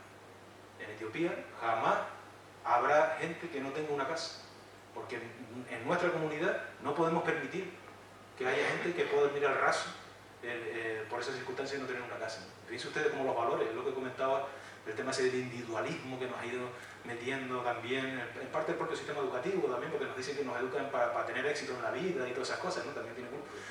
Entonces que hay muchos elementos ahí. Entonces, claro, él se extrañaba de eso, ¿cómo es posible? Y nosotros pensémoslo fríamente, ¿no? Y en verdad que es irracional totalmente que alguien, teniendo 115.000 viviendas vacías, 135.000 viviendas vacías en Canarias, haya 15.000 peticiones para alquilar, no para comprar, sino para alquilar, y pueden pagarla. Además, muchos de esas familias pueden pagar ese alquiler, y que haya 135.000 y 15.000 personas no puedan tener acceso a la vivienda en casa. Eso yo lo digo, cuando se escriba la historia de estos momentos dirán, pero ¿qué hacía esta gente viviendo de esa manera? ¿No? Entonces, claro, esas cosas ya que hemos perdido ya hasta ese elemento de sensibilidad, ¿no? De sensibilidad como persona. Y de sorpresa, ya no sorprende nada. 2.000 muertos, ¿no? 2.000 muertos inmigrantes en el camino a Canarias. Yo vi una patera ahí en el barrio donde yo vivo, una patera que llegó y encalló y salieron y sobrevivieron 40 personas y te cuento. Entonces me acerqué a la patera, me subí encima de la patera y yo digo, ¿cómo será pasar, ¿no? 10, 11, 12 días en un sitio así, hacinados 40 personas? Yo no hubiera sobrevivido, ¿eh? Yo no estaría capacitado para sobrevivir ahí. Y convivir con personas que están muertas y llevan varios días muertas y tú estás en esa patera, ¿no? O tener que tirar a alguien al mar que sabes que nunca más va a poder ser enterrado y es familia tuya porque es un primo que venía contigo. ¿No? Entonces esa capacidad nuestra como de abstraernos de esos hechos, ¿no? Llega ya un momento que es imposible, o sea, ni todas las fake news del mundo de la cual eso son realidades, eso no se puede mentir, eso está ocurriendo a nuestro alrededor. Entonces por eso digo yo que lo que le comentaron a esa familia sin vivienda, a este chico, este amigo que fue a verlo, digo, viniste por segunda vez, pues tenemos que ir por segunda vez. Como fue Matías López en su día. Matías López en su día, ¿qué hizo? Fue a hablar con la clase, con los trabajadores, con los pobres, y fueron organizándose, hasta que el Estado central no le quedó más remedio que sacar el ejército a la calle. Y estuvimos a punto de ganar la guerra. No pasó, eso es una batalla, pero ahora estamos todavía dentro de la guerra, porque nos están empobreciendo más todavía. Entonces ese es el paso, ¿no? Es decir, tenemos que ir por segunda vez, pues sí, habrá que ir por segunda vez. No nos queda otro remedio. La mayor parte de ustedes supongo que serán trabajadores también, o sea que la mayor parte tenemos un salario, unos tenemos más suerte, porque yo soy funcionario, he tenido esa suerte de ser funcionario y no pienso en que voy a cobrar el mes que viene, pero muchos aquí, que yo sí que conozco, están pendientes de eso, a pagar un alquiler. Aquí en la isla casi es difícil conseguir una casa para alquilar porque las viviendas vacacionales lo han ido quitando del medio dentro del mercado de vivienda y todo eso. Entonces, eso esa es la verdadera realidad de cómo vive nuestra gente por abajo frente a creo que hoy era la 7ª vez que el presidente del gobierno iba a La Palma, ¿no? Pero ya que va. A coordinar. ¿Qué sabe ese hombre de emergencia? ¿Qué sabe ese hombre de...? No, por si nos aclaran. Sacarse la foto. Va y viene en un par de horas, están contribuyendo al cambio climático, no digo nada ya. Por lo menos que con los pequeños. Sacarse la foto. Sacarse la foto. Todo eso mismo, el alcalde, el presidente. Y después ve la imagen de los palmeros ahí. Sí. Entonces, sí, en realidad eso, ¿no? Y la que les viene ahora. Pero sí es verdad. Yo no lo interesante, de todas maneras creo que tienen que aflorar más para que la gente al final, porque a veces dicen, ¿cómo es que la gente no sale? Porque cuando se ve informes internacionales, por ejemplo, hay informes de Arope, por ejemplo, Arope, el último informe del 2021, creo que no, del 2020, que fue el último que leí, hablaba de 780.000 personas en Canarias en el umbral de la pobreza. 780.000. Y no lo dice la izquierda, lo dice una institución internacional, en fin, una cosa que no está hablando aquí, no lo están diciendo. Y claro, y tú dices, bueno, con tanta población deteriorada, ¿cómo es posible que la gente no estemos en las calles? El año pasado con la pandemia me tomé la molestia, iba yo al instituto, podía ir porque el director no podía ir, podía circular, ¿verdad? Iba a trabajar, me iba yo solo allí al instituto, una pena del carajo, un centro con 1000 personas y que de repente está vacío, te da una sensación esta de pena. Y me puse a llamar cogí el teléfono, el móvil y empecé a llamar a las familias de dos grupos, de un tercero de la ESO y de un cuarto de la ESO. El 80 y tanto, casi el 90% de las mamás y papás estaban en ERTE. Y sin confianza en que pudieran recuperar sus condiciones de trabajo una vez se terminara el tema. Ahora hablas con esa gente y algunos que han recuperado el trabajo, las condiciones que tienen son unas condiciones que no les permiten siquiera pasar por el centro, porque no tienen tiempo para salir del curro e irse ahí al instituto a hablar con un profesor y con unas condiciones salariales de...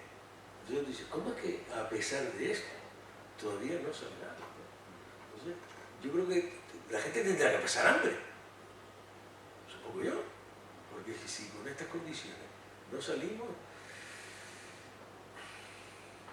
Ahora se hace falta una equipo. ¿Cómo se llama, carajo? El Producto Interior Bruto, o sea, lo que es la deuda del Estado, supera ya, creo que estaba por encima del 120% del Producto Interior Bruto. ¿No? Entonces, lo que eso va a aumentar a raíz de que vengan esas ayudas europeas, ¿no? Que bueno, ahí hay un engaño, ¿no? Por lo que me está informando y tal. Al final no va a ser billones, sino van a ser, no sé si eran 700.000 millones, algo de eso, ¿no?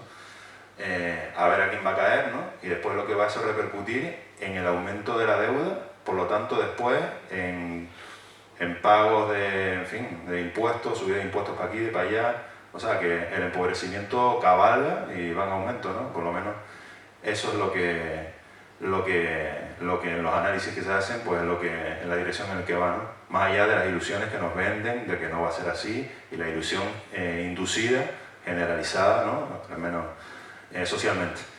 Entonces, bueno, eso es lo que nos viene y en eso estamos, ¿no? Y es el motivo de la charla y bueno, está claro que las propuestas que hay, ¿no? En el ámbito político son totalmente insuficientes, fallidas y bueno, o nos organizamos en la sociedad o no podemos esperar a cambio sino promesas y desengaños a los que ya nos tienen ya habituados pues desde que tenemos uso de razón, ¿no? Pero que encima que es un ciclo ya que no tiene tampoco vista de seguir reproduciéndose, o sea que esto es en lo que estamos y yo comparto con Víctor lo que decía, ¿no? Que tampoco es pesimismo, pero bueno, es realismo, ¿no? Antes que pesimismo, ¿no? Y en esas condiciones son en las que estamos y en las que hay que enfrentar y colocarnos, ¿no? Y bueno, si no quieren, yo creo que ya se ha alargado suficiente la charla, si quieren algún matiz más, decir algo, y si no, pues ya la damos por finalizada. Agradecer a los compañeros de nuevo el que hayan venido, se hayan prestado a venir para acá. Muchas gracias y gracias a todos ustedes, amigos, compañeros. Y ahí tenemos.